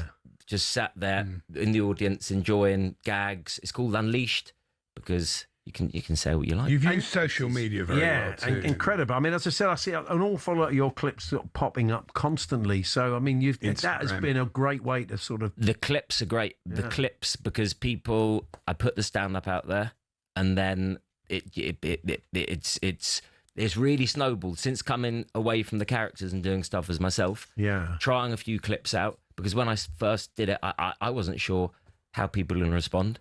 And then snowball. It's quite edgy stuff. You don't do a lot of panto, do you? So I think I know you're doing a matinee in a few places, but would you bring the kids? Would you bring the kids? Listen, I'm going to say yes, because every sale is a good sale. Yeah. Perfect for 7, 8 and 9-year-olds. It's 14 plus. The tour's 14 plus. Yeah. And an international leg of the tour. International. You've already done Limassol and Athens. Yeah. I mean, people talk about LA and New York. Forget about it. Cyprus is where it's happening. I'm going to Sweden. I'm going to Australia. Lovely. And then hitting the UK. Huge tour. Are we talking expats or locals or people who... I presume you don't do it in Swedish. Yeah. What a great gift that would be. To do it in Greek. Eddie is odd, mate. Well, I mean, there's limits to that. I'm not learning another language. Come on. I got my dignity about me. It was great. A whole mix, a mixture of different people came to that gig. Some of the banter was free-flowing. Others was, hey, what do you say to me? But yeah, they were laughing. They were enjoying it. But you've done those, but then next month you're off to... So you're going to be in Sweden when Sweden are playing in the World Cup. So that might be... And you're going to be in Australia when Australia... They're still in it. That's true. Right, okay. So it's time for a Brit to get... Was it Infantino that said... No Brits have been arrested at the World Cup. It's time. This is your chance. Upset the Swedes. Yeah. It takes a lot to upset the Swedes. They've taken on Graham Potter, Mr. Barraclough, as the manager, so they don't like confrontation. Is he out there? Yeah, Graham Potter, the old Chelsea manager, he's the Sweden manager. He may come along. He may. He won't be in America. Is he sharing the same agent as me? Going, forget the big clubs. forget the LA. It's about. So who's he managing? He's Sweden. Yeah. The actual international team. Yeah, he's managing the international team. He worked out there as a manager at club level and did very well. Right. I mean, we're giving him a hard time, but he did a very good job there. Yeah. Who knows? Well, it's not been... So just brush up on your Graham Potter material before you take on Stockholm and Gothenburg. It's Australia. I'm going to all the big cities. Yeah. I'm going to We were talking before. You're going to come to St Albans. I'm going to come and see you. I'm going to come and see you, not a million miles away. From we got Apollos in there. Yeah. We got a lot, mate. Couple of nights. You got Manchester Apollos. Couple of nights in London. Then you do Clacton. I'm sure Nigel pop up, although he's rarely in Clacton, is he? Nigel is all talk. Clacton. Wow. Okay, this is really proving I will go anywhere, really. Clacton. There's all sorts, right? Middlesbrough, Newcastle. Loads, I mean, honestly, all over the place. As you said, you'll catch Simon. So let's have a look. Where do all your socials and stuff? SimonBrodkin.com is the place to get all the details for the tickets. SimonBrodkin.com. All the tickets you like. Graham Potter, if your name's Graham Potter, free entry or half price. Yeah, everybody called Graham Potter. People will take you up on that. Bring your birth certificate. Yeah, that's it. Continued success and enjoy the tour. Thank you. And always a pleasure to see you. Back at you guys. Thanks for coming in, Simon. All the best. Cheers. Simon Brodkin Unleashed. Go and check out Simon on tour Thursday, the 21st of May. He's underway. Greece and Cyprus is done. And then off doing a bit of the world, and then right through blimey until on next April you can catch Simon in action, and it's a fine evening. So it's Paul Hawksbee and Andy Jacobs here on talkSPORT. Peter Fury, boxing trainer, popping in to see us next.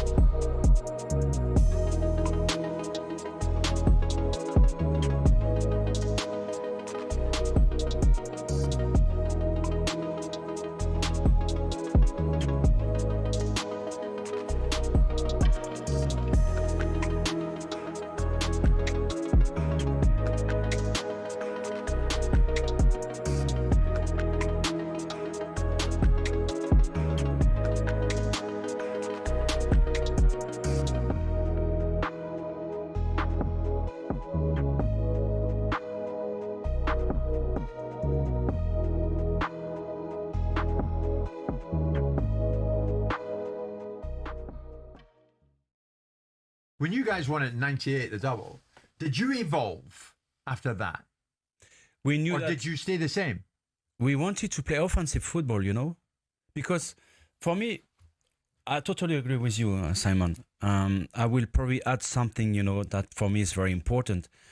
You cannot play next season the same way because I think the pressure will be high, in the medias, but as well from the fans, even from the Arsenal fans. Everybody is very happy and very proud of winning the Premier League this season. But we are a little bit frustrated in terms of the way they play. So for me, the most important, except the fans and the press, is the players. Do you think the players are very happy to play the way they did? Even thinking that they were leading the score against Paris Saint-Germain, even thinking that Paris Saint-Germain is the best team in the world, that there is no shame to defend against this team because they are such good players, But do you think that Arsenal, the players, will be happy to do exactly the same thing next season? You have to enjoy what you're doing on the pitch. This is the best way of winning things. Yeah. If you don't do that, something's going to break, into the team. Would you have enjoyed playing like Arsenal play? This way? Yeah. If I won the Champions League, of course. But they didn't. They won the Premier League, so they have something in their mind thinking, we did what we had to do to win the Premier League. But are you happy the way you were? They will say, yeah, very proud of defending, but in the meantime, Arsenal is not this. Arsenal is something different. Yeah. So I'm pretty sure why, the criticisms you were talking about, here in England, it's the same in France about Arsenal. I was very, very annoyed last week about that because I keep hearing the same criticism, about Arsenal. talkSPORT's EFL expert Adrian Clark is staggered Southampton's head coach Tonda Eckhart is still in a job. He has brought the club's name into serious disrepute here. The image, the reputation of Southampton Football Club is damaged massively, and they are going to be public enemies number one unless unless they have a clear out. Saints owner Dragan Solax told the BBC he won't sack Eckhart and believed him when he said he didn't know the rules. Southampton admitted spying on 3 championship rivals and were kicked out the playoffs. Messages from the investigation show junior members of staff felt pressure to carry out the spying. Man City midfielder Rodri says he'll only talk about his future after the World Cup. He's been linked to Real Madrid. Meanwhile, despite interest from Burnley and Celtic, Craig Bellamy has committed his future to Wales. Wales give me this opportunity. 1 or 2 might not have. I haven't managed before, and I'm really grateful for that. They've given me everything I could have asked for. I don't need anything else. Bellamy's halfway through a 4-year deal as Wales boss, and after conversations with Frank Warren about potential next opponents, Anthony Joshua's told talkSPORT Tyson Fury should fight Fabio Wardley or Moses Itauma next. They're all under the same promotion, right? Yeah, absolutely. So Fury is what he says he is. Maybe he should step forward and Frank should put his fighter forward instead of worrying about what I'm up to. AJ faces Christian Prenga in Saudi Arabia next month before fighting Fury next year.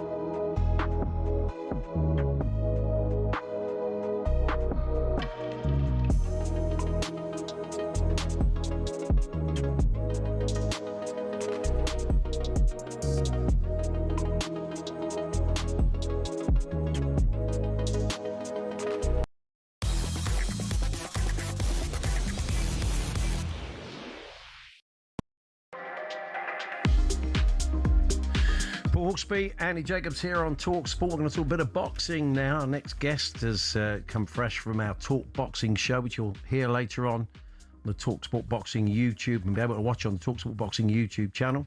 We last saw him in the corner with Rico Verhoeven against Usyk. It is top trainer Peter Fury. Good afternoon, Peter. Good to see you. Good afternoon. Peter's pretty to shame, isn't it? Thanks for having me on. So you look smart. That's a lovely suit, Peter. Oh, thank you very much. Yeah. I'm so used to seeing you in the corner with a towel wrapped around your neck. It's quite a shock, isn't it? You know, I always. I'm in the gym 24/7, so I always wear a tracksuit. Yeah. I only wear these things for business meetings and so on. So it's a rare occasion. Yeah, it's nice to put on something smart. Good, it is something different. Now, you've had a couple of weeks or so to reflect on the Verhoeven Usyk fight, and I know you're upset in the moment it was finished too quickly. It's a bit like when in football we talk about VAR and getting involved and the right moments to get involved, and you have a bit of sympathy for referees sometimes about the right moment to call it, but you felt he got it wrong, didn't you? Yeah, it's nothing personal. I just think he made the very harsh and a wrong decision. He was at the end of the bell. The bell had already sounded. He didn't hear it, so he didn't hear it. I didn't hear it either. But the thing is, it's a world title fight. And when it's competitive and your fighter is coherent, the referee should have sent him back to the corner. You know, there's a whole minute and it's a world title and it's the 11th round. You know, one more round to go. So yeah, and he'd done well. He had done incredible. So a lot better than what he expected. It was premature. It was the wrong thing to do. But we're all human and we all make mistakes. I mean, I suppose you kind of get a sixth sense for this. We see the towel come in. You kind of probably know, and you know, your paramount concern is for your fighter. So if you feel that he's in trouble, you're going to do something about it. But you obviously clearly didn't think he was in any trouble. No, exactly. We knew it was the end of the round. He was hurt. Don't get me wrong. You know, Usyk landed a very, very good uppercut, took his legs away, but Rico Verhoeven's been down many times in his career. He's teak tough, and he gets up. And when he's up and he's blocking the shots and he's got his hands up, and I think he fired one shot back. So there was nothing concussive there that followed up from the shot, if you understand me. So yeah. he recovered from it. So the thing is, yes, it was a premature stoppage for sure. Nobody thought he'd do as well as he did. Do you think Usyk underestimated him, or he just is a really decent fighter? No, you've only got to listen to what Usyk said before. He was asked questions. Do you think this fight's going to be easier than the Dubois fight or more difficult? He said more difficult. He knew what he was getting, for sure. It was it was the way he fought. I mean, Usyk's one of those fighters that always seems to be able to work somebody else out. That's one of his great strengths. But he really struggled. He really struggled with the style, that kind of rolling style. He couldn't kind of get at him in the way that he would normally other fighters, and that's probably something you'd worked on with him. Yeah, we worked tirelessly, me and Rico and his team, for 6 months, and he done a fabulous job. Because he's such a good athlete and a great fighter as well. 13 years undisputed champion, and he's a king of kickboxing for a reason. And he's a serious athlete. So with the game plans we used and the way he carried them out was very special. It was brilliant to see from him. Do you think he'll get the rematch that he wants? God willing, he does. I think Alexander Usyk is a great man. He's a great man for boxing. He's great for the sport. And whatever the controversy is, it's got nothing to do with Alexander Usyk. He done what he had to do, full respect to him. But I think knowing Usyk the way I think I know the type of man he is, he's not about money, he's about legacy. And I think because the fight was the way it was, I think he'll want to rematch himself as well. Yeah. Do you think, looking at him close up, and you've seen a lot of his fights, do you sense that, the light is dimming a little bit? Did you notice that he wasn't quite the same fight there? Would you be looking to say to him that maybe one more fight, get this done and walk away? I think at his time of life and his age, then, who knows? But he's not had that many fights. I think he's had 24, 25 fights now. And I just think, do I think he's over the hill? No. I think a lot of people are judging him from what Rico was doing to him. But for him to withstand what Rico was giving, to the naked eye, it might look something. But to me, Usyk, one, he trained very hard for this fight. Secondly, he took a lot of punishment.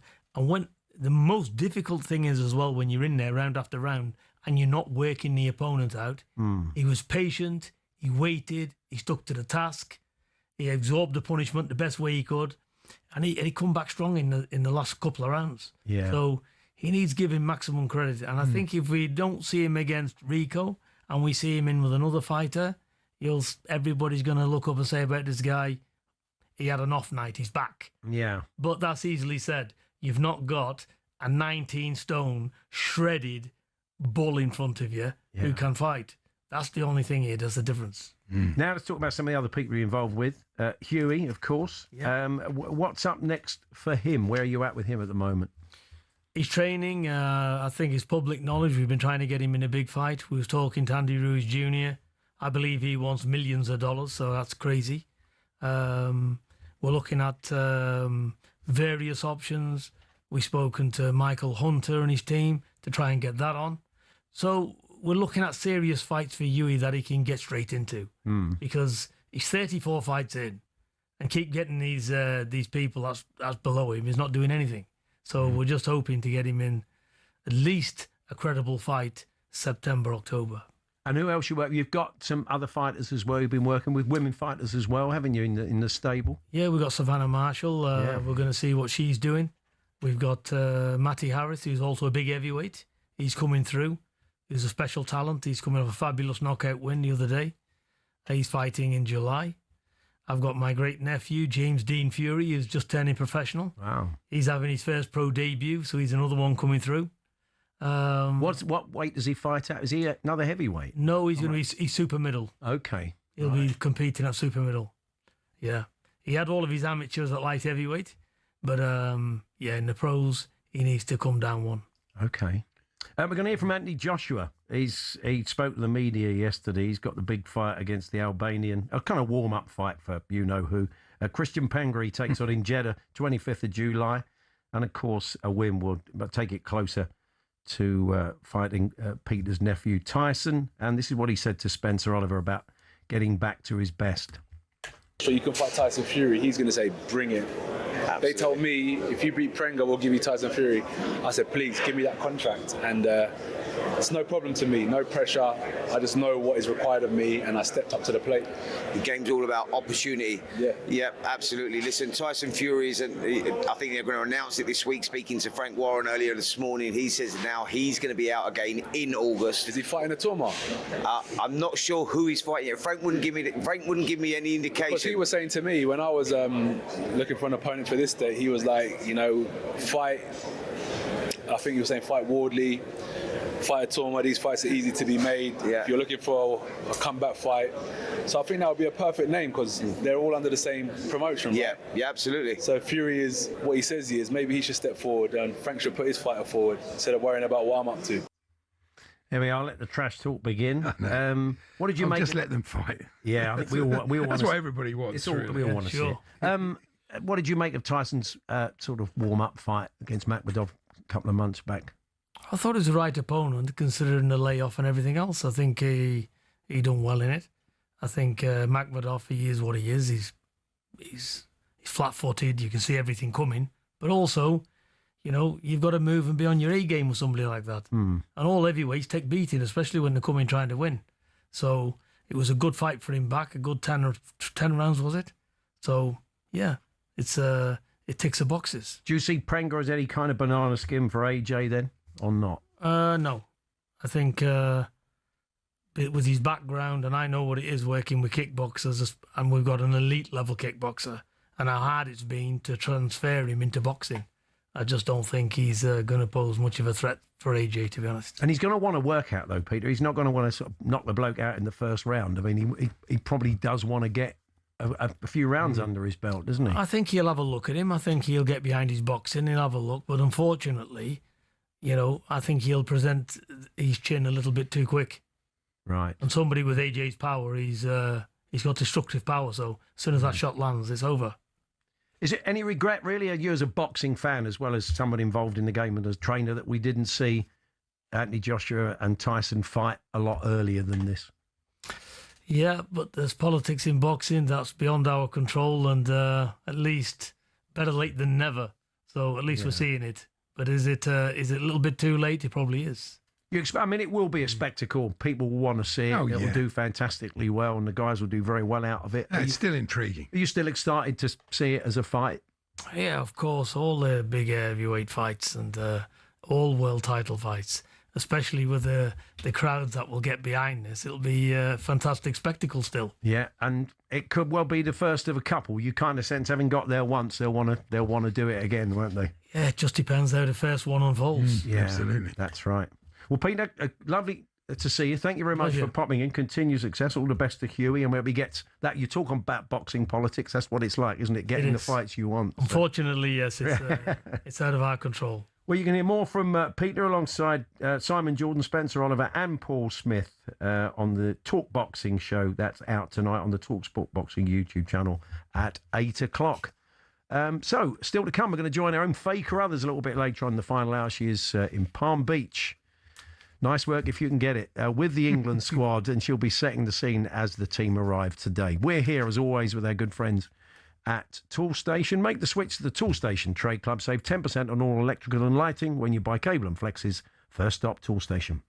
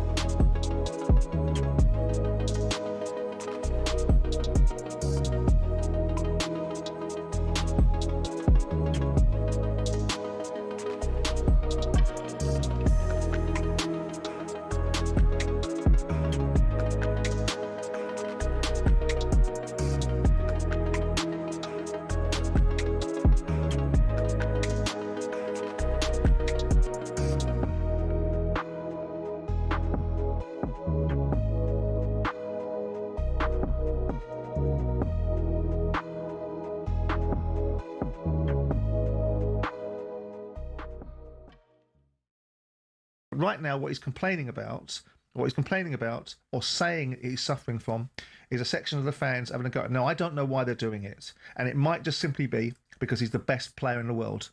And it might simply be that it goes with the territory. And it might also be because he is a little bit cocky.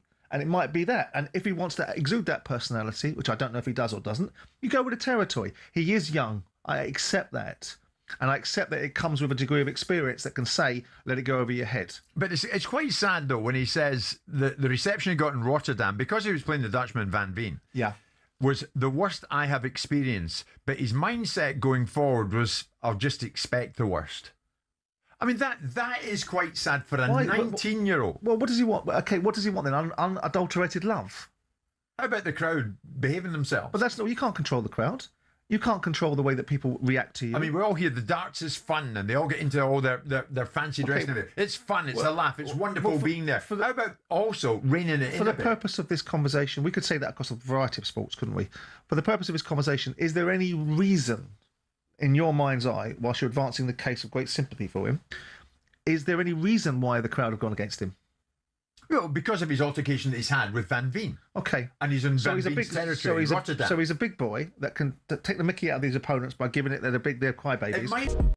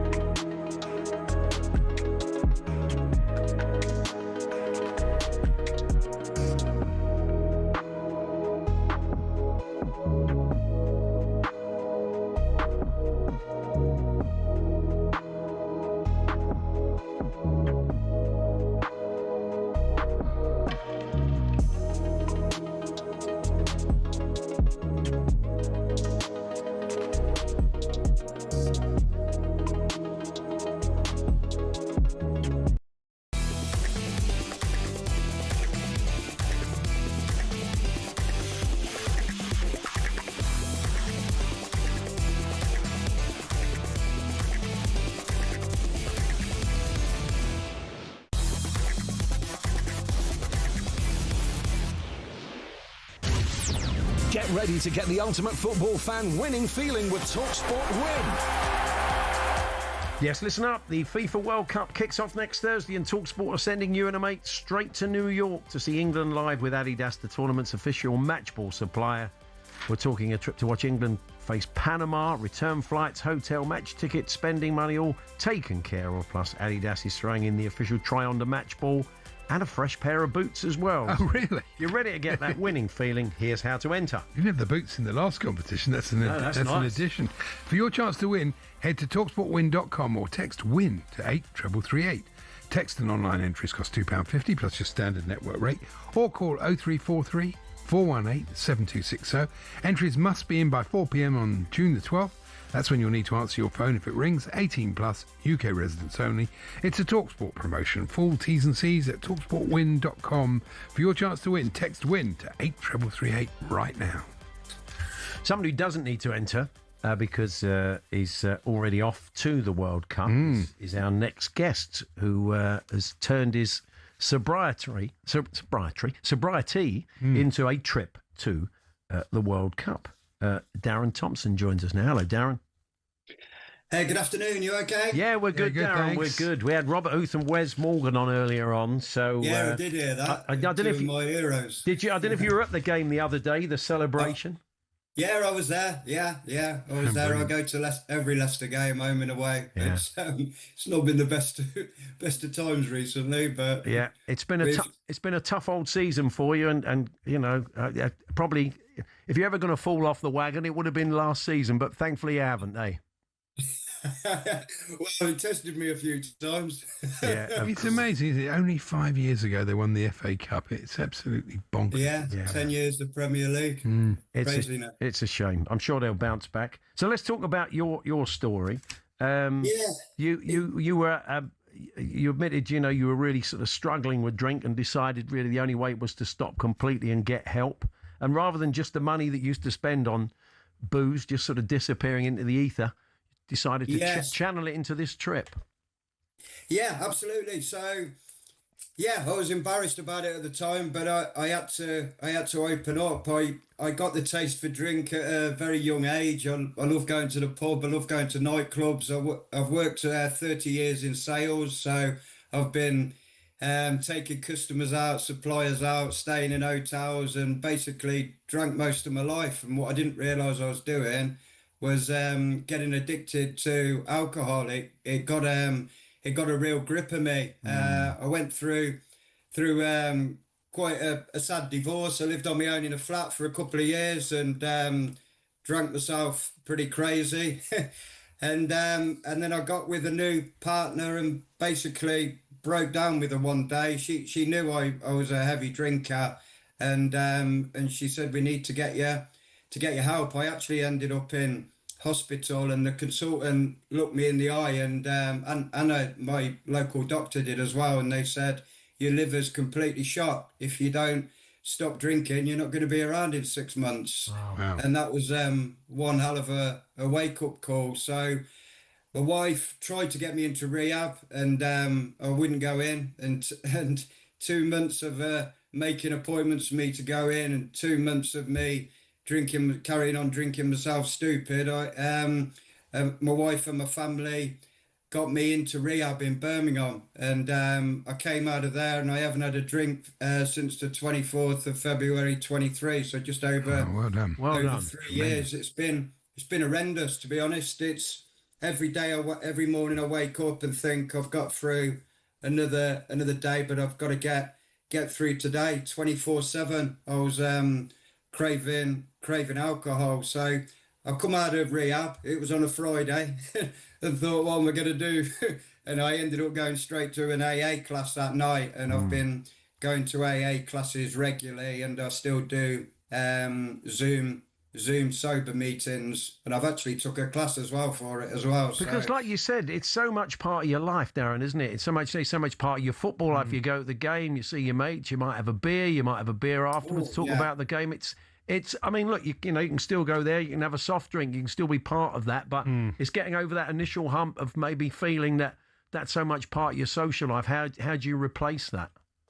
Yeah, so I've always had a big social life, obviously, and drinking with the football, was horrendous. I've been in some right states, and I've been embarrassed in front of my two lads as well, who have now since turned around to me and said how proud they are of me. But I enjoy football better. I analyse the game more, and I still go to the pub before. I have a non-alcoholic beer now, which has really suited me, and I've just turned my life around completely. I never ever imagined my life without drink. I've climbed the 3 peaks. I play over 50s football now. I coach my youngest lads football team. I've got married. I've lost 3 stone. Blimey. That's great, isn't it? What a great story. It's just a different world. It's a different world, and it's a better world. I can't even believe I'm saying that, but my head's a lot clearer, and I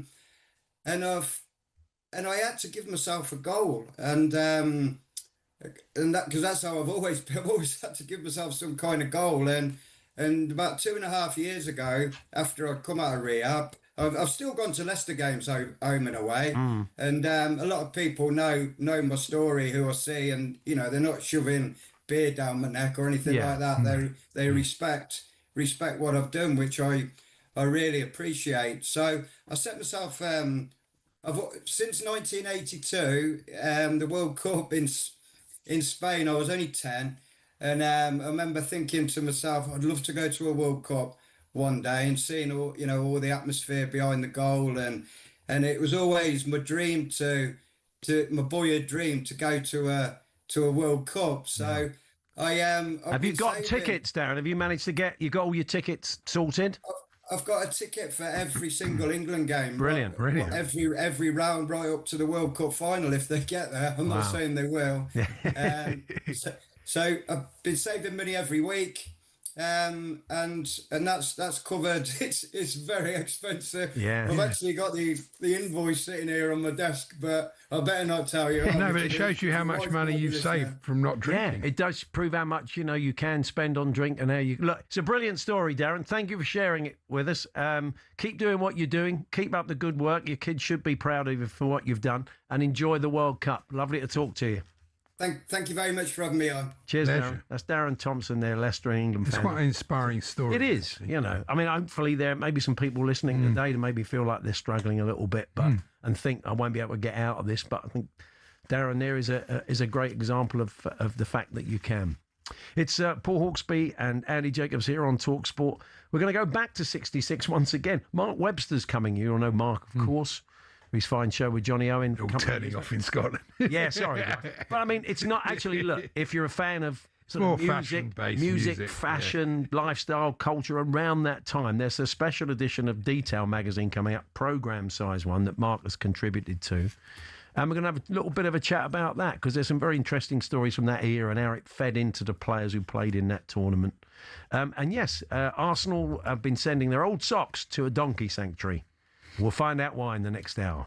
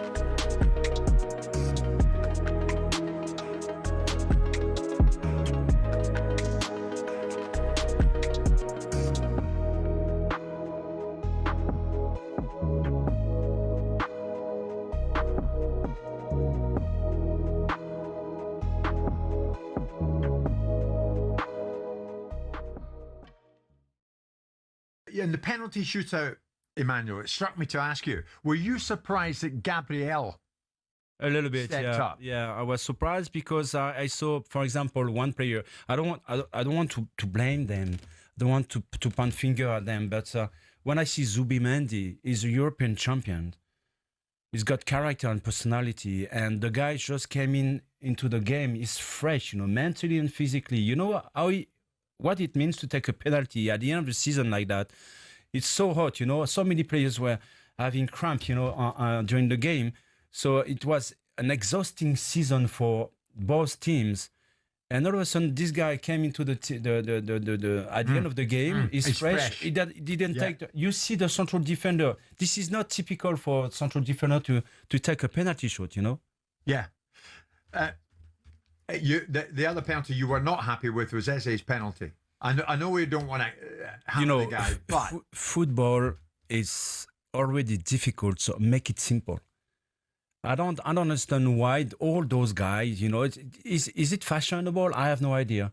But, I'm very annoyed every time I see someone trying to make a stick, before kicking the ball. He stopped the round, and then all of a sudden he do something. Why don't you do a push-up before you take your chance? I mean, just go until the limit. But,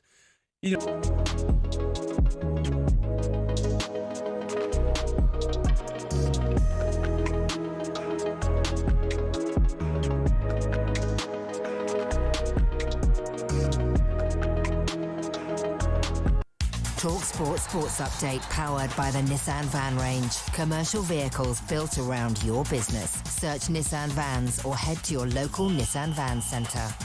I'm Ben Fletcher. Good afternoon. Unlike my mobile phone use, the treatment is going well. Sir Kenny Dalglish has confirmed he's being treated for cancer. The 75-year-old admits he'd have preferred to keep the news private, but accidentally revealed all on social media. Here's John Barnes. I think he leaked it out in advance. This is what happens when, you get to our age and you don't know what to do with social media. I do the same on, when you're phoning. So, I wish Kenny all the best, as we all do. But he's in good hands. In a statement, Liverpool have expressed their support, best wishes and love to Sir Kenny and his family. Meanwhile, the Reds have now formally opened talks with Andoni Iraola. The free agent wants to take former Bournemouth assistant Tommy Elphick with him to Anfield. Southampton's head coach has apologised for Spygate, but Tonda Eckert insists spying on rivals was commonplace in Germany and Italy. Some have expressed their amazement that Eckert won't lose his job over this, but not talkSPORT Simon Jordan. Football is beset with people taking liberties. So I'm afraid I don't believe that Southampton should have fired him unless they want a clean house for our benefit, for the integrity of the sport. Elsewhere, we're told Everton are interested in signing Middlesbrough midfielder Hayden Hackney. Spurs also interested. Fulham boss Marco Silva's close to being appointed as Benfica head coach. And England Test coach Brendan McCullum admits the side have fallen short, but steps have been taken to try and rectify that. Since Stokesy and I have taken over, there's been some really good stuff. Our winning percentage is what it is, but we're not satisfied with that. We want it to be far greater than that, far more successful than what we've been, and that's the hunger and the determination that we've got to try and take this team to where we want to get to. After a disappointing Ashes series down under, England's Test summer begins this week with a 3-match series against New Zealand. Overseas listeners can hear live ball-by-ball commentary on the talkSPORT Cricket YouTube channel. talkSPORT News. A police officer has been sent death threats after being wrongly identified as being involved in the case of Henry Novak's murder, and all black men aged 45 to 74 to be offered prostate cancer screening. More from Emma at past. talkSPORT weather with QuickFit. With over 600 centres across the UK, most of which open 7 days a week, we're always there when you need us. QuickFit. Drive away happy every time. A mix of sunshine and showers this afternoon with thundery rain in places.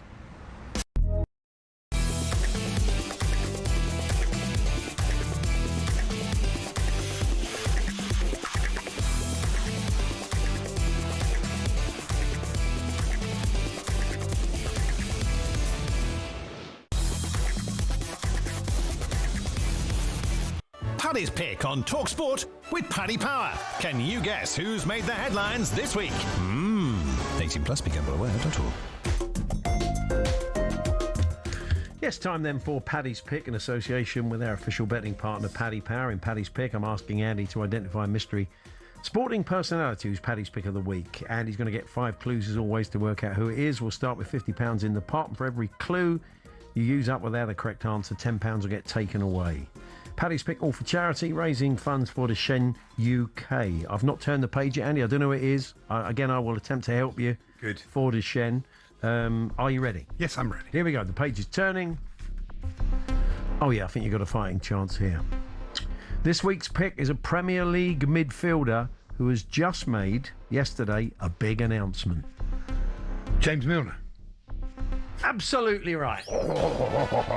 Good. 50 quid. Very generous. He has played. Well, I mean, all I added there was yesterday. It just said he's made a big announcement. He's played for 6 top-flight teams in his career. He has won 3 Premier League titles, 2 with Manchester City and 1 with Liverpool, and also helped the Reds win the Champions League in, don't talk about that, 2019. He made his England debut while with Aston Villa.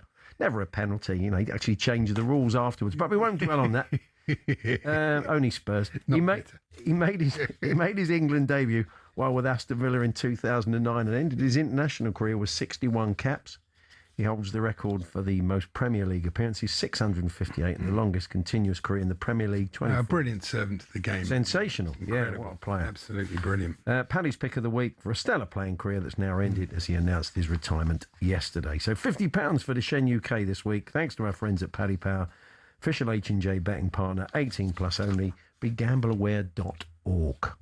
Paddy's Pick on talkSPORT with Paddy Power. Can you guess who's made the headlines this week? 18 plus, be gamble aware, We mentioned earlier on Luis Enrique told his players at half-time that if they could get over the line and break down the Arsenal defence and find a way to win, he'd buy them all a Rolex like the one he was wearing. And he sort of proffered it, apparently, and they all thought, oh, that's a nice watch.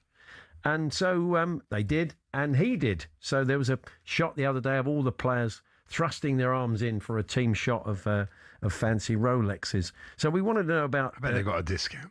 I imagine some sort of sponsorship thing. But I mean, I'm sure it cost him a few quid, but I'm sure he can afford it as well. His Champions League bonus. Is he on a Champions League bonus? I suppose he must be. I think if I was him, I'd work that into my. I think I'd work that into my contract. You're right, yeah. You've been telling us about your incentives down really at the lower reaches at grassroots level. We've got a few here. I've got loads of them, actually. I've got to find ones that work. Oh, there were some really mad ones as well. 3-0 down at half-time in a semi-final, was offered a day off for a hat-trick. The manager of my team was also my work manager.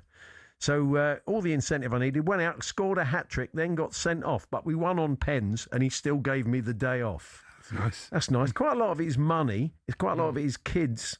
I was once in a club football team that lost by 10 or 15 goals every week, and we were told if we kept it below 6, we'd be taken to McDonald's.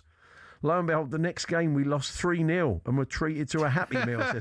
The power of food. There we are, another one of those. Dan the cabbie, former Whetstone Wanderers coach, said, my under-14 Sunday team, we promised the boys a KFC at Apex Corner on the way home from an away game at Aldenham. Worked great, but cost me a fortune. Not as much as Luis Enrique. No. This has got to be the maddest one. My primary school teacher, Mrs. Onions, once said if we behaved during the PE lessons, she would dance for us. That's not really an incentive, though, No, Rob, is really. it? When one of your old teachers. You don't know her birthday, do you, by any chance? What a name. She'd be a gift, wouldn't she, good old Mrs. Onions? Yeah. So thanks for all those. We'll try and squeeze a couple more in. Talksport.com, text 81089, tweet TSH and J. Oh, this is another mad one as well. Whilst playing darts in the Burnerfield Darts and Domino League, I was pushed to fill in after an injury. Who gets a domino injury? It's a domino finger. I suppose you could do, yeah. Or I don't know what's gone on there. Knocking. Maybe they broke a knuckle knocking. Yeah, oh yeah. Yeah. Seems unlikely to get injured. Yeah. The incentive was the crab sticks available from the fish man at the bar.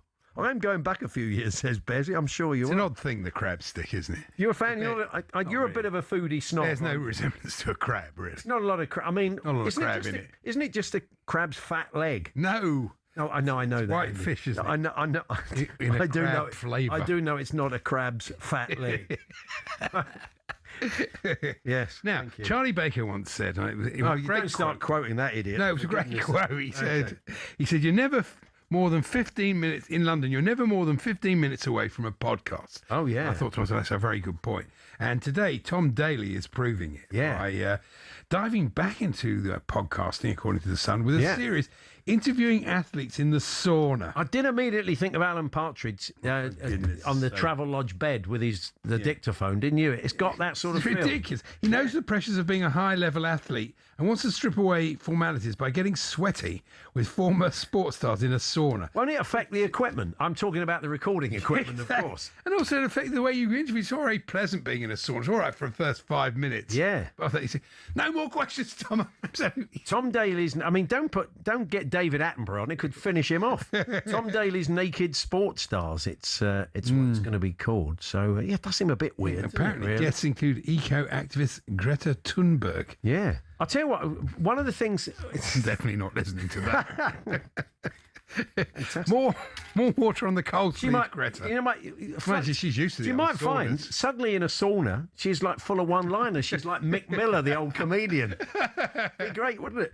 Mick Miller, talking of him, he's also You've somebody... got Mick Miller material, have you? No, only in the match that he's taken to doing clips online now. Is he really? He is so funny. Yeah. So a funny man. Yeah, very, very funny. In the same way that football existed before the Premier League, comedians existed before the Premier League as well. They did, yes, now, something that happened during USA's game against Senegal, during the cooling breaks, was Poch got his laptop out. Oh, yeah. And was wrong with showing clips, running through video clips. Oh, I see. Oh, you're not on the allowed to do laptop that, to show them. Well, I mean, this is the question. They did it in the game. Whether they're going to be allowed to do that in the World Cup. I mean, look, they're not going to be able to get the old goalkeeper sitting down sudden anymore. So if you do want to talk the players through some stuff, that's true. It's not overcomplicating. I mean, they're going to be sweating cobs, aren't they? Going to be just want to drink. Well, we heard from our expert who deals in half times. I can't remember his name now. Oh, yeah. With respect, but he says that the players can't. They can only take in so much. Yeah. So the idea that you're absolutely, heat drained. Yeah. The manager starts showing you like clips and things. I mean, yeah, that's going to be a lot to take. And do you want the unlikeliest knock-on effect of the blockade of the Straits of Hormuz? Yeah, I do. Yeah. What is it? It's a sporting thing, isn't it? No, it's not. It's helium shortage. Oh, right. Okay, yeah. And it's going to hit Britain anytime soon, said the Telegraph yesterday. Children's birthday parties to golden wedding anniversaries, party balloons are going to be hard to come by. Well, the balloons themselves won't be. It's not great for the party balloon industry, is it? Yeah. I mean, it's no laughing matter, is it, really? But the great helium shortage. Yeah. So I just thought I'd run that past you because you've got something balloon heavy coming up. And also, while we're here, sorry, Andy, just want to they showed, do you know that kind of match officials mic'd up that we have, the brilliant shiny floor show with the dancers and bands? Yeah. It's like Saturday Night Live, but with Howard Webb and Michael Owen. Yeah, if you've never seen it, that's exactly what it's like, yeah. So if you haven't watched it, it's worth watching because it's just exactly like that. But they do a Scottish version of it. And so they get the sort of head of the Scottish referees to do one. The two big decisions at the end of the season were really controversial. The way they were dealt with was different, wasn't it? Well, they talked through that it was whether there was a penalty in the Hearts Motherwell game, and it just, I mean, if you're going to have shonky VAR, don't have VAR at all.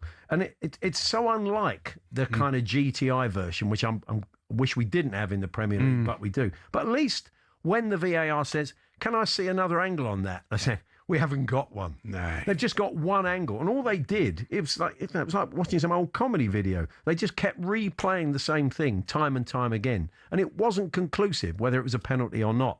So the VAR and the referee, neither was, and neither should have been given. It wasn't the handball one. No, yeah. This was a trip. This was a trip. No, that one did look like a penalty, didn't it? Well, it was no to the point where the referee turned round and said, "Well, if you haven't got another angle, why are you wasting my time? I'm not giving it." Yeah, and we heard yesterday about they should do away with it in Scotland. So it's honestly get a proper one. And I know it's a budget. It's stupidly expensive in the Premier League, and a lot of clubs can't afford to do that, but having a bad version of VAR doesn't sound like a great idea, does it, really? Not really. And we heard yesterday about more VAR involvement in the World Cup. I mean, it's going to make the games longer and longer. When you chuck in the 3-minute breaks, chuck in the having to stop for an hour because of this thunderstorm. Yeah.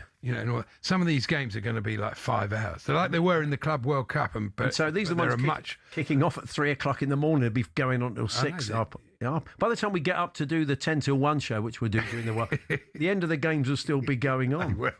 Hey, we are going to come during the World Cup a little bit earlier than usual. We'll be on in Jim and Simon's slot for the duration of the World Cup, starting next Thursday from 10 to 1. We've lined up some stuff for you. We'll be looking back on all last night's games, hearing from the experts. So do hope you can join us mid-mornings just for the World Cup. We've got our own predictive animals. Oh, yeah. No expense spent, really, I tell you.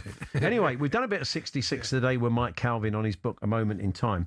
The excellent Detail magazine are doing a special edition, a sort of football programme size one, going back to the Eddie days. But obviously, because they come at it from a different angle, it's not just the football. And Mark Webster, a friend of the show, friend of the station, will be in. He's a contributor to this one. And we're going to find out a bit more about that, look at some of the pop culture-y stuff, the music, the fashion, everything else around that infamous World Cup. And we'll also talk a bit of West Ham, as Mark is a regular at the Hammers. We're here with Tool Station, open from 7 a.m. Monday to Saturday. Grab what you need, get on site, get it done. First stop, Tool Station.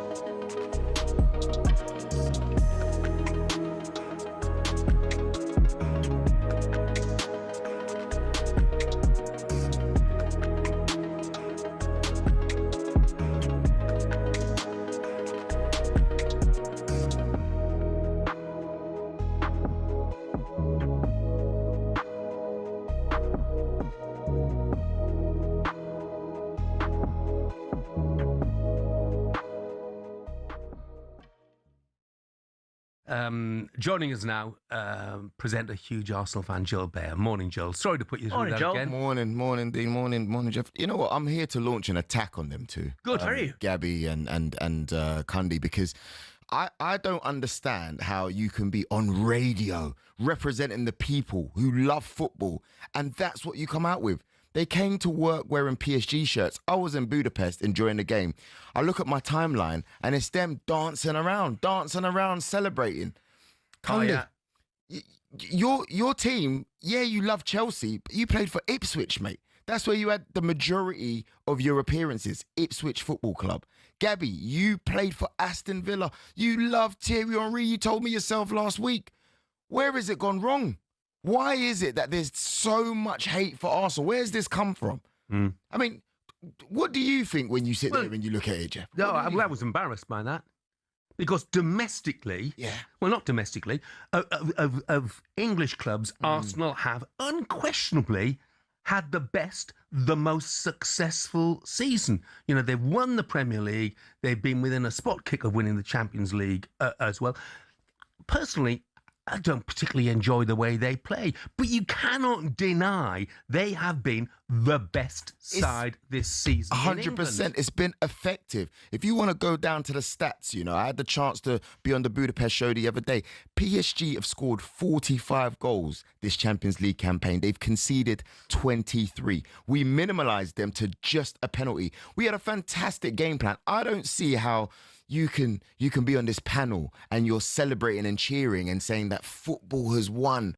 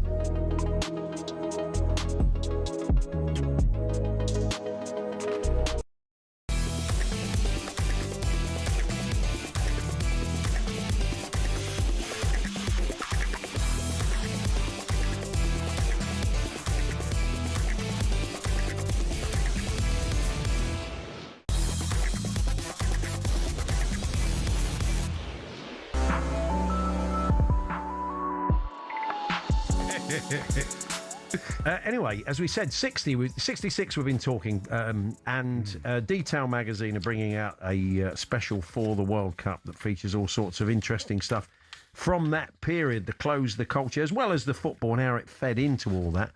Mark Webster has contributed to it, and he's popped in to see us. Good afternoon, Mark. Hello there, gents. How are we? This must have been, you must have loved this. It's your perfect crossover. It's so perfect, even geographically, it's perfect for our conversation. Because I found out from, and Andy there was flicking past the piece I did about World Cup Willie. I have indoors a half pint of bottle of pale ale and a glass World Cup Willie on, which is from my mum and dad's pub. Really? Which is in Bermondsey, which we could walk to as we're sitting here in 10 minutes' time. And she told me the other day, and I have no memory of this, probably because I wasn't allowed in the room to watch it, about how my dad hided a telly for the game. Oh, wow. Because, of course, pubs didn't have tellies. I mean, this was a rare occurrence. So the point was, it was an event. And my mum and dad's pub, the Hand of Marigold, wasn't known for its extracurricular activities beyond drinking. Yeah. It was a docker's pub, and remained staunchly thus throughout their time there. How come you didn't end up a Millwall fan then? Sure, that's It's because my mum comes from Green Street in East End, Right. and so I was dragged across the river. And little did I know about the issues that would be forthcoming across the years. It's got a great title. This One Lion in a Shirt. Yes. About. Very good. People, the story of sort of World Cup Willie, the mascot, it was pretty ubiquitous. And as Mike Calvin was saying earlier on, it was the kind of start of, merch, wasn't it, really, around football? He's the first, although ironically, and I think this is why it's a fit in the piece I've written about this, I discovered that the man who's in charge of the marketing company that did it, as opposed to the fellow who drew it, was from Disney. Ah, right. So the guy who owned this grew up on Snow White.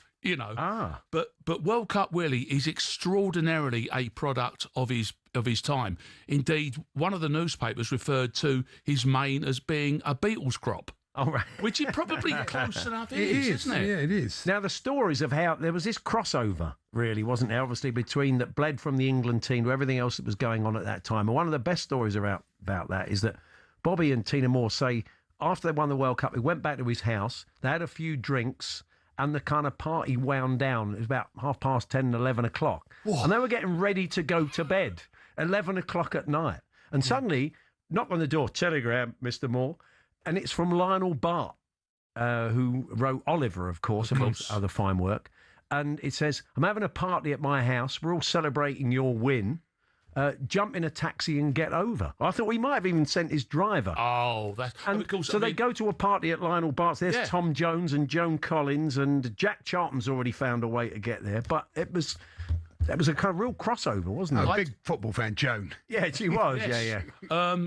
I talked to Gerard Johnson, who's the brother of Matt Johnson from The. Yeah. And their dad had a pub in Stratford High Street, and he told me the story about how Jack Charlton had managed to celebrate 1966 fundamentally by himself and fundamentally wandering the highways and byways of London until clearly Lionel Bart found his way for the straight. And of course, the Stratford's important because that's where Oliver started. That's Stratford East, Royal Stratford East. Lionel, exactly. So Lionel Bart out there. I think he basically forced Jack Charlton. Finished. He said, "I've had a drink, but I need another drink.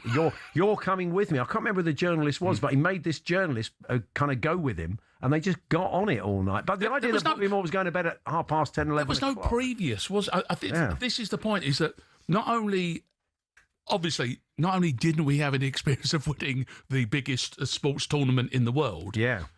What we didn't have was the experience of what the 60s was doing, which was kind of like spinning the whole world on its axis. And it's such an interesting concept, and this is where the 66 issue goes, is there's an Ooslenberg part of this, is what came first. But whatever way you look at it, those fellas in those kits, in those tracksuits, in their suits that they got from Savile Row, absolutely hand in glove fitted with what was happening in this country in the mid-60s, didn't it? And they look so. When you see the guys, there's this photo when they here, go off to Pinewood, and they meet Sean Connery. According to Sir Alf, that's right, and Yul Brynner. But there's Greavesy and Bobby Moore are standing either side of Yul Brynner and Sean Connery, and they look. They look like superstars, don't they? They look like they're meant to be at Pinewood, don't they? And they're sharp as knives. Jimmy's hairline's better than Sean Connery's, which is a good. And Yul Brynner doesn't have a hairline, but he does have a cagoule because he's filming an espionage thriller at Pinewood. Yeah. So they're in front of this picture. They're in front of the house, the mansion, the country home that was bought that Pinewood became, and so. That particular building, you see, I think it's Dr. No. You know when Oddjob knocks the top of the statue off with his bowler hat? It's always the front of the Pinewood building, but the Pinewood building doubled as the office and the social room and bar. And I think you'll find that's where those four gentlemen had made their way. So it's when's this edition of Detail out there? It's going to be next week. It's going to be prior to June 11th. It's not 2 and 6. No. I heard you fellas mention the fact that it is the same dimensions as the World Cup programme. Yeah, excellent. So it's not half a crown. Nah, sadly. It's a tenner, which is, but it is a whole magazine's worth of stuff. And it just... You pay that for a programme now, don't you? Funny enough, you would do. And it's obviously... and in their own right, and I would advocate this staunchly, they're all collector's items, aren't they? Yeah. You know, buy your programme, keep your programme. That's true. And that the remains actual truth. magazine itself is really nice if you're into your fashion. Andy's a proper convert. We've got some And copies. it is interesting now because magazines sort of were on the outs. It was all, you know. But now I think people want to touch something. That it's definitely a return to that. It's a better experience, isn't it? If CDs are making a comeback, given the fact that vinyl already has, you know, you're right. The tactile nature of something. Yeah. This detail doesn't stand up in the wash as an online idea. You know, you can get the feel for it, but you want to flick through those pages, don't you? And the one that Andy's looking at now is Paul Weller in his very self is on the front of and edited the with magazine. gusto. Yeah. As in he red penned a few things. Oh wow! Not for me, good stuff. thanks. Really, if you don't mind. So that latest edition of Detail, go and check it out. The football special that'll be out for the World Cup. But just a quick one on West Ham, Mark. You're a regular there. There's all the talk today about Fernandes, etc., and Jared Bowen and 80 million quid, etc. I mean, how are you feeling about life? You're going to lose a couple, you would think. Yeah, I would assume so, and. I was in philosophical mode a good month or so ago. You know, the writing seemed to be on the wall, Paul, and congratulations to you, he said, through as gritty teeth as I can at this particular stage without losing a filling. but there's something about, I've been here before, is my big deal. Of course, Spurs hadn't had that feeling, but... No. So Trev went down with us. Yeah, good players, yeah. I mean, we you know, it has happened. It's happened before several times in my lifetime. One of my favourite games ever was getting back up again against Blackpool at Wembley in a playoff final. I know how I can make this work in my head. Sure. And part of the way that works, I think, I'd like to think for any club, is if you've gone down, something's gone wrong. So it's an opportunity for a reboot, for a fix, for a bit of a spring clean, for a fresh thought. Yeah. And they won't all go. You know, No, they've they got won't. some No. decent And players. possibly not even Jared Bowen. I'm not you convinced kind of he'll sense, leave, yeah. You kind of think you'll give him a season and want to get him out of I trouble. remember when the team that couldn't go down went down. Yeah. Trademark. Jermaine, that got gutted. Well, Jermaine was gone, I think, by about December. Yeah. But Glenn Johnson said out loud, you know, our young right back said, "No, I want to fight the good fight." Yeah. But he was fundamentally dragged kicking and screaming out of the club to Chelsea, but it was good for his career. Sure. Yeah. And this is space for. You're right. I think we'll have a couple of three diehards who will kind of hopefully provide that kind of spine of experience. And you won't find many West Ham fans who aren't interested in seeing academy players. No, of come course through. not. Yeah. And it's going to be the only issue is this theory that I think that maybe in a lot of our West Ham fans' heads is that it's a one-season jaunt. Ah, okay. It's Well, a that is dangerous. As Stoke have found. and Completely other right. clubs. Yeah. Mark, we're out of time. Lovely to see you. Gentlemen, and you. And Clobbered, your podcast with Mark Baxter still going strong. Absolutely right. But Bax is in here as well. He's written about Umbro and Sir Ralph Ramsey's raincoat. Oh, in this very issue. It's very good. This is the detail. This is the minutiae that we've got into to cover 66 for you. Excellent. Thank you. There's Mark Thank Webster you. there. It's true. The Red Wing Horse and Donkey Sanctuary have been taking socks from Arsenal. But why? We'll find out in a few moments' time.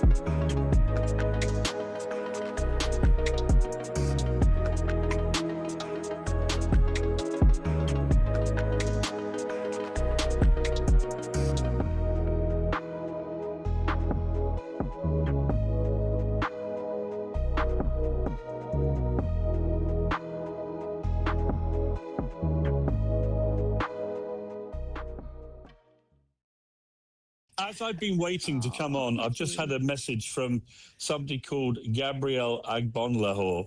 I'm not quite sure who he is, but his message was replying to me writing a diary in the Spectator magazine this week, which is headline, "No one likes Arsenal, we don't care." And he's just said, "I pray for a PSG win." Think about that sentence. That is a talkSPORT presenter on his knees praying to God that Arsenal an English team, do not win the Champions League. That is how pathetic the Arsenal haters have got. It is pathetic.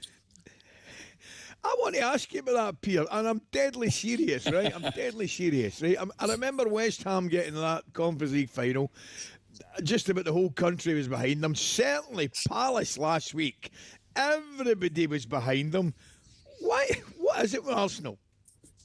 I just cannot understand how any fan base that has me, Keir Starmer, Jeremy Corbyn, the president of Rwanda. You've answered that. And I haven't finished yet. And the late Osama bin Laden. Why that fan base would be so detested, I have no idea. No, you know what it is? It's we live in a country I like this about our country, but it's tall poppy syndrome, right? When we were losing and choking, everybody loved Arsenal, right? For the last 22 years, there's nothing other football fans have enjoyed more or loved more or celebrated more than our repeated choking and failures. And now we've actually climbed the summit. Now we've become Premier League champions again. And frankly, now everyone's beginning to wake up to what I've been telling you guys for several years now, that we have the best squad in world football and could well go. There's a lot of talk about the independent football regulator. Some people love the sound of it, others don't. But what actually is it? And is it going to be any good for the game? In simple terms, it'll be an organisation not controlled by the Premier League, the EFL or the government, which will make sure all clubs are financially stable and don't rip off the fans. The aim is to make sure what happened to Bury, Derby and Reading doesn't happen again. Now, a significant reason clubs go under is because of dodgy owners financially mismanaging the club, but in theory these should be a thing of the past with the new regulator. They'll be able to use data from the National Crime Agency to perform stronger fit and proper persons tests and can even force owners to give up their stake in a club, which for certain supporters might be a welcome relief. It's likely good news for the EFL. The tension between them and the Premier League over a fair financial deal has been increasing in recent years. As it stands, talks have broken down. The Premier League backed out of recent negotiations, but the regulator will have the power to force through a deal, meaning more money for clubs lower down the pyramid.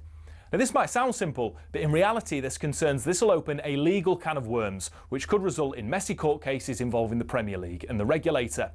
Now, that might all sound great, but do we really need it? Some say the downfall of Reading and Bury is an exception, not the rule. So as a whole, the most successful footballing pyramid in world football doesn't need regulation. They say it scares investors who can help grow the game. If those investors go elsewhere, well, the Premier League may no longer be the destination for the best players in the world.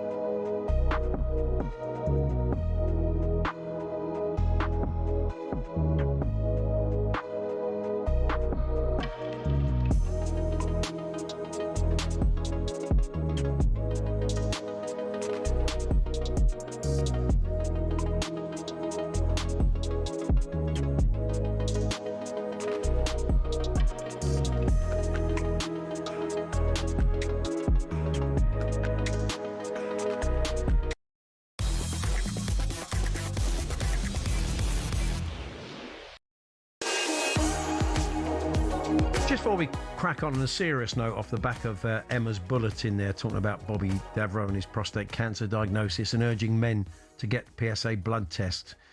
whenever we talk about this, we've talked about it a lot. Chris Hughton was in recently talking about his diagnosis and his operation. Colin McFarlane, the actor, has been in many times. We've done lots of shows and we've spoken to people at Prostate Cancer UK. And a lot of people have said it's hard to get the blood test. I go to my GP and they're not willing. I've got to have some blood tests for something else in a couple of weeks, but I just asked the GP, could they add a PSA to it? Because I've not had one for a year. And they said, of course. So it's something worth thinking about. If you find yourself going in for blood tests, then just ask to have PSA added to it. And I can see no reason why your GP would say no. So if you've had issues, anyway, that's just from personal Absolutely, experience. me too. I've been tested. I've been through that whole biopsy thing and everything. Yeah, no, it's very important. Absolutely, you don't want to neglect it. So, as we've been trailing, one of the more interesting stories of the day is the fact that the Red Wings Horse Sanctuary in Norfolk has taken on a job lot of Arsenal socks, kindly donated to Red Wings by the club. And we're going to find out more about that now. Nicola Knight is from Red Wings. Hi, Nicola. Hello. Good afternoon. How are you doing? They're a long way from you. Oh, no, I was just, when I first saw this, I wondered if they were in sort of Hertfordshire or North London. So how did this sort of link up come about? Well, we do have a centre in Harlow, so they're not that far away. Right. But yeah, they got in touch with us, actually. Their sustainability manager, Mike Lloyd, contacted us and said, did we want any socks for our donkeys? How did he know? Mike got it? Does he know about donkeys, Mike? Or have you done this before? I don't know. He'd heard rumours that donkeys appreciated socks. We did wonder if it came from Kai Havertz, who obviously has rescued donkeys over in Germany, so it's possible. Oh, that's possible, yeah. Yeah, but yeah, certainly, yeah, he had some kind of insight, so he contacted us. I spoke to our vet team, and they were really keen to have them. So we got our first donation into the Harlow Centre, and we trialled them there, and then we've also now had a load more from Arsenal, so we're using them at our centres across Norfolk as well. Why do the donkeys wear the socks then, Nicola? Is there a reason? Because they don't have a foot part. I think it's just the shin. That's right. Yeah, they wouldn't put a hoof in it. I wouldn't think. No, so they are footless socks, which works for us perfectly. So we have used socks with our donkeys before, but normal socks don't really work that well because they don't stay up. But football socks stay up beautifully because they're nice and sort of tight. And yeah, they stay out really well and they're really long. So we can use them for a variety of things. They hold on bandages. They can protect the horses and donkeys from flies. In particular, the donkeys have very sensitive skin, so it can keep them sort of protected. We've used them for head collars as well, to put them on our head collars to protect from rubs. We've used them for enrichment. We've actually hidden like bananas and treats inside them as well, and they've been playing with them too. But as you can see from the video, we're looking at some footage. Very well with the actual football. They're playing football. You've given them like a massive exercise ball, and they're playing football with that. Right. They weren't really good. I'm not sure they're going to make the team anytime soon. They're all right from set place. Yeah, that's right. Yeah, put the big lad up top. Well, there are no Tottenham supporting donkeys that have refused to wear them, I guess. I've been accused of animal cruelty by a few Spurs fans. Has to be said. It's a lovely. Would you welcome these from other clubs? Or you don't get inundated with socks, but I mean, you've got clubs a bit close at home. If they fancy a nice bright yellow sock, maybe Norwich could get involved. Yeah, well, I'm an Ipswich fan, so an Ipswich sock. That'd be better for you. That's great. So so they got. It's definitely got to be. What is it? White socks or blue socks these days at Ipswich? I imagine it's blue, isn't it? Yeah, they mix it up. Yeah, it's blue at the moment. Yeah. So, fantastic. So tell us a bit more about Red Wings before we let you go, because it's not just donkeys, is it? It's horses, and people can come and visit you, can't they? Yes, they can. Yeah, so we're a registered charity. We've got about 1,000 rescued horses and donkeys in our care. And yeah, we've got centres in Norfolk and Essex where you can come and visit us for free and see what we do. We're open every weekend. And yeah, everything's funded by public donations. So we always appreciate this support. And we love to reuse and recycle at Red Wings. So this was a really nice thing for us because it's really nice. Yeah, we do this all the time anyway. So yeah, it's great. Brilliant. Really should have had one of the donkeys at the parade. That would have been nice. Because this is a nice Arsenal story, isn't it? Arteta on one, just riding. One of the players riding on one would have been a nice touch. Yeah. Marvellous. Good to talk. Got one on the coach. Yeah, that's it. Thank you, Nicola. Thanks very much. No problem. Thank you. It's Nicola Knight there from Red Wings Horse Sanctuary, and well done to Arsenal. A nice nice thing to do with the old socks. Well, if that in that way, Arsenal are a great club. They are. They absolutely are. I've said this for years. They do a lot for the when I worked when I worked in magazines and had to deal. They were easily one of the best clubs to deal with. They've always had brilliant community stuff going on as well. So it pains me to say it because it's a rival, but they are a brilliant absolutely. club. No, but that's the difference. There's a difference between the team and the rivalry. results and the rivalry and what they are as a sporting entity. Exactly. And you can't be you can't be crowded or clouded by that, or have your judgment affected. I don't know if we're going to speak to this guy, but there was it's a bit like the United fellow who hasn't cut his hair. Oh yeah. Not going to cut well, we may. I'm sure if we don't speak to him, Charlie and Max may do tomorrow. He's an Arsenal fan who wouldn't grow his beard till they finally won the 10 title. years. Yeah. So, but it could have been worth. Could have been 22 years worth of beard if he decided then. He looked great with a beard. I thought the beard suited him. Anyway, he may pop up at some point, possibly Dyed it red, I think. Possibly on the back of a donkey off the back of that. Anyway, Faye Crothers is already in situ with the England squad in Florida. We're going to catch up with her very shortly. Start to set the scene now. The team have arrived and the squad numbers are out apparently, and we'll tell you more about that in a few moments. We're here with Tool Station, first stop for everything for the job from 7 a.m. Monday to Saturday. Start strong, start it right. First stop, Tool Station.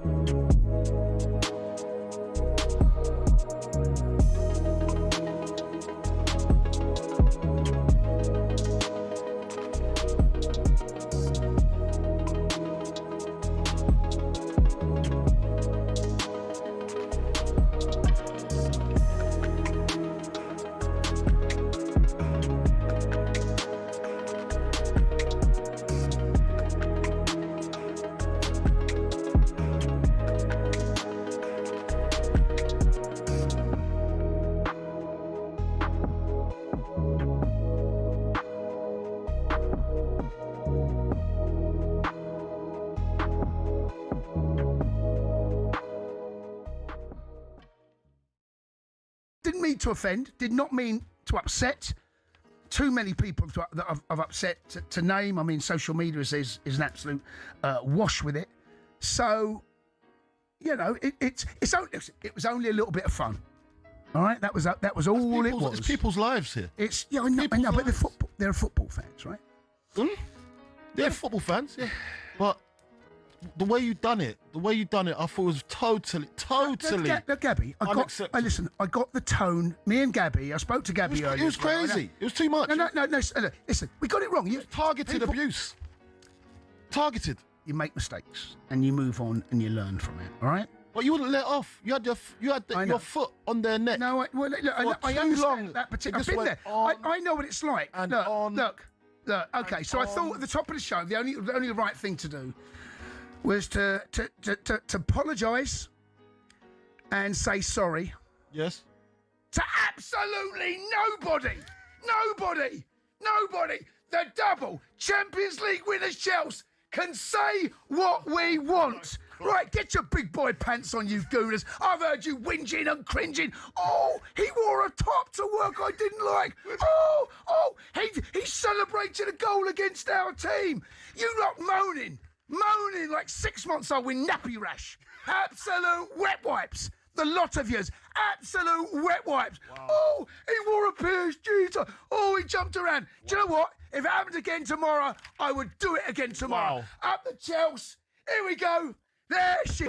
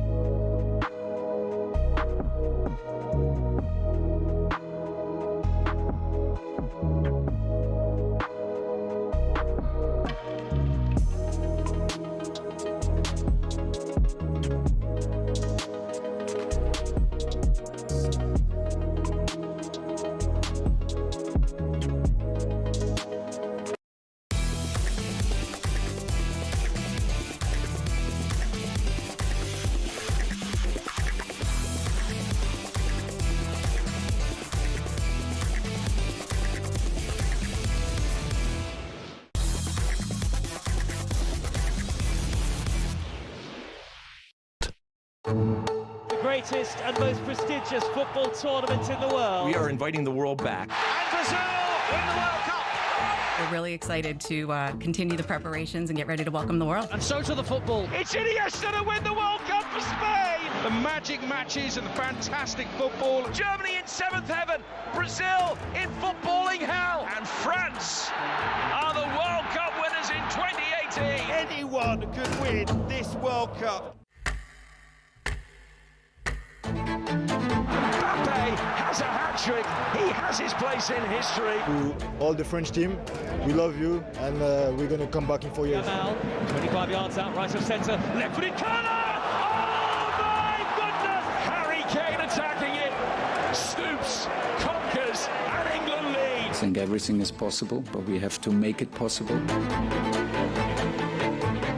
Just 9 days to go. The World Cup starts, and all 104 games live on the talkSPORT network.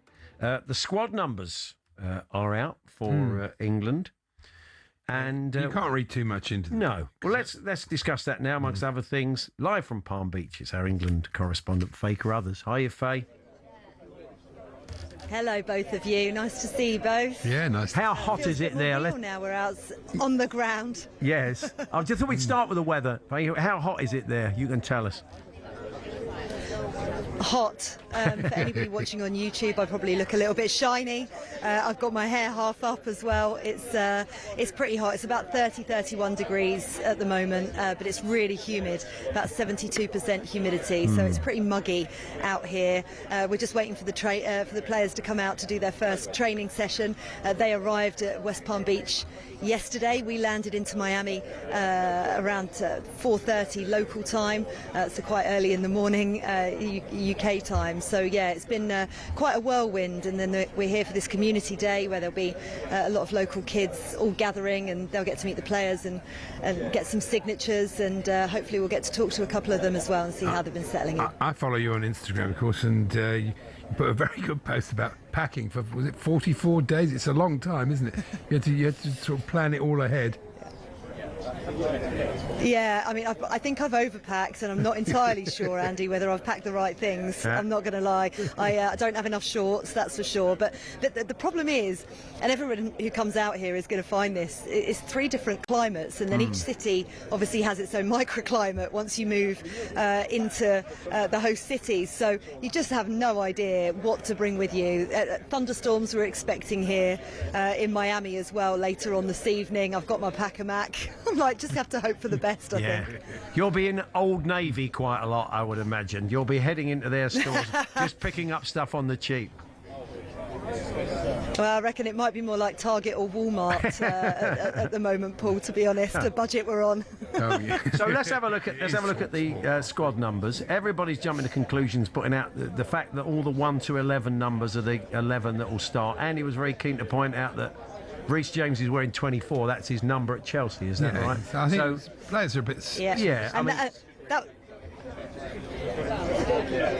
sorry, Faye, carry on. Sorry, there's a delay on here, so we keep interrupting each other. So sorry, I'm just going to keep quiet.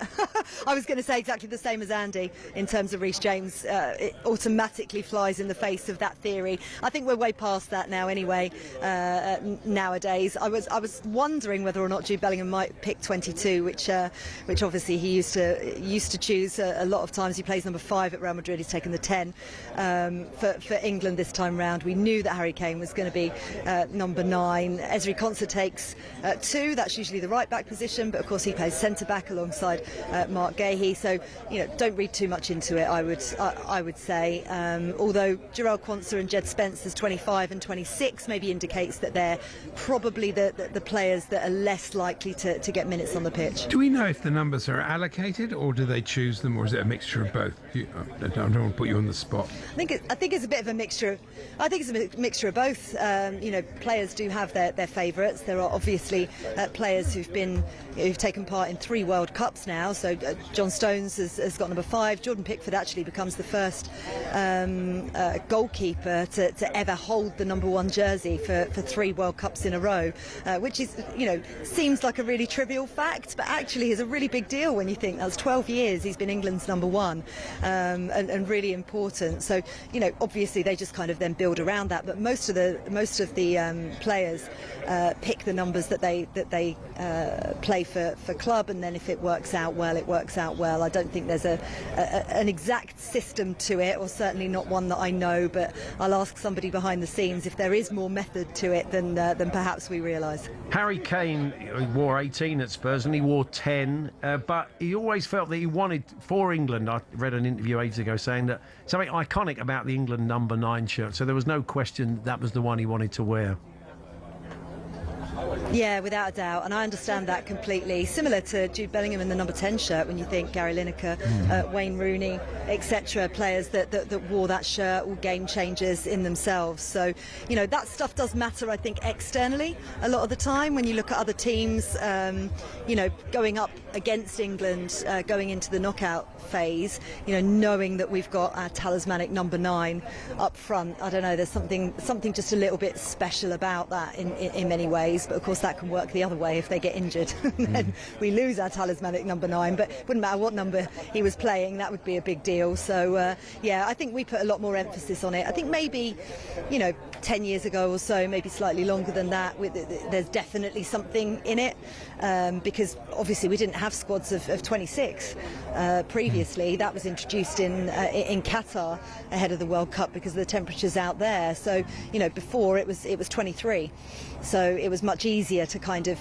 look at it and assume that it would be the starting 11 would be the first 11 numbers. But yeah, slightly different nowadays. The Arsenal and Palace guys are getting a bit of a break, so you've got Alex Scott, Rio Ngamoa, Josh King, Ethan Nwaneri, and of course Jason Steele working with the keepers. So I wonder if you'll get a chance to talk to them while they're out there. Yeah, I wondered that as well. Gives them an experience of World Cup media, if you like, and what an experience for them, because they've clearly been earmarked as players for the future. Actually, Alex Scott is the only one of those players. Jason Steele will stay with the goalkeepers, but in terms of the younger group of 4 players, Alex Scott is the only one that could be, if there was an injury, God forbid, before our first game kicks off in Dallas. He's the only player that could actually be called into the squad because he was named as one of the 55 on the long list. The others are very much seen as prospects for the future, and a fantastic experience for them to come out. So it does mean we've got 26 players that are due to be coming out to train here at West Palm Beach today, so that it's got the full contingent. And what Thomas Tuchel has asked the players that are joining later, and they should be here, by the way, before that first game kicks off against New Zealand, he's asked them to go and acclimatise and take their holidays somewhere in the vicinity, so Caribbean, somewhere around the States, so that they can acclimatise. A couple of the players have already done that anyway. Marcus Rashford and Jordan Henderson have been out here already doing their own training programmes and acclimatising to the heat, because it is very different. Even though they've obviously done a hell of a lot of preparations behind the scenes. They had that June acclimatisation camp as well when they were out in Spain, but it is quite oppressive out here, so it's going to be really interesting to see, and that's the whole point of them coming out. Normally the warm-up series leading into a major tournament, we have send-off games at home, but this Florida series is exactly there for this reason, for the players to acclimatise, because once they get to Kansas, they'll have like a mini break before they go to Kansas, where their base camp is, and then they hit the ground running. Some of these players played in the Club World Cup last year, so they'll have some idea of what this is like. I actually think it's a little bit tough on the boys who wanted to have a week in Skegness, that they've got to go out to the Caribbean. That's Thomas Tuchel for you. Listen, the Skegness Tourist Board's going to be on your back for that. Nothing wrong with Skeggy. Thank you, Faye. We will hear from you later. Thanks. All the best. No worries. There we are. There's Faye Carruthers out there in Palm Beach for the first England training session. I guess there'll be Thomas Tuchel and one of the England players will be chatting to the press afterwards, and you'll hear that a little bit later on the station. That is us I'll be back Thursday with Charlie. We'll have a birthday spread, of course, which Andy will join us for. Max and Charlie. The last one for with about you tomorrow. 4 or 5 weeks. That's right. We're going to have a break in that earlier slot. Just a reminder, during the World Cup, we'll be coming to you from 10 a.m. to 1 p.m. So in Jim and Simon's slot, we're switching with them for the duration of the tournament. Do hope you'll be able to join us. But coming up next, well, I'm sure with more World Cup chat and Spygate and all the other big stories of the day, is Andy Goldstein and Darren Bentwood Drive. Have a good evening.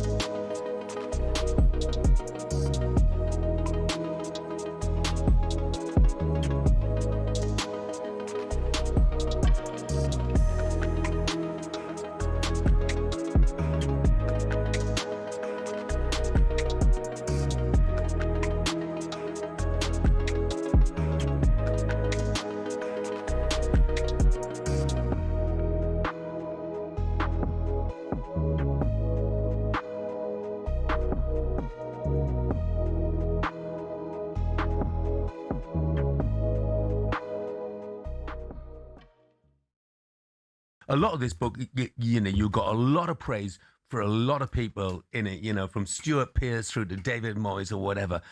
But how much of your departure in that manner from West Ham did you feel was down to Graham Potter? I think it was a lot down to him. Obviously, he didn't really know me as a person, didn't really know me as a player, other than what he saw me playing. But I felt like the conversations that I was having with him was like, he's got nothing to do with me, he's got to do with the chairman, and the chairman would be like, it's the manager. I honestly just feel like he was the one who really made the decision in the end. But it wasn't just me, it was obviously me, Aaron Cresswell, Vlad, Lucas Fabianski, Edson. Like, he got rid of a lot of the senior group.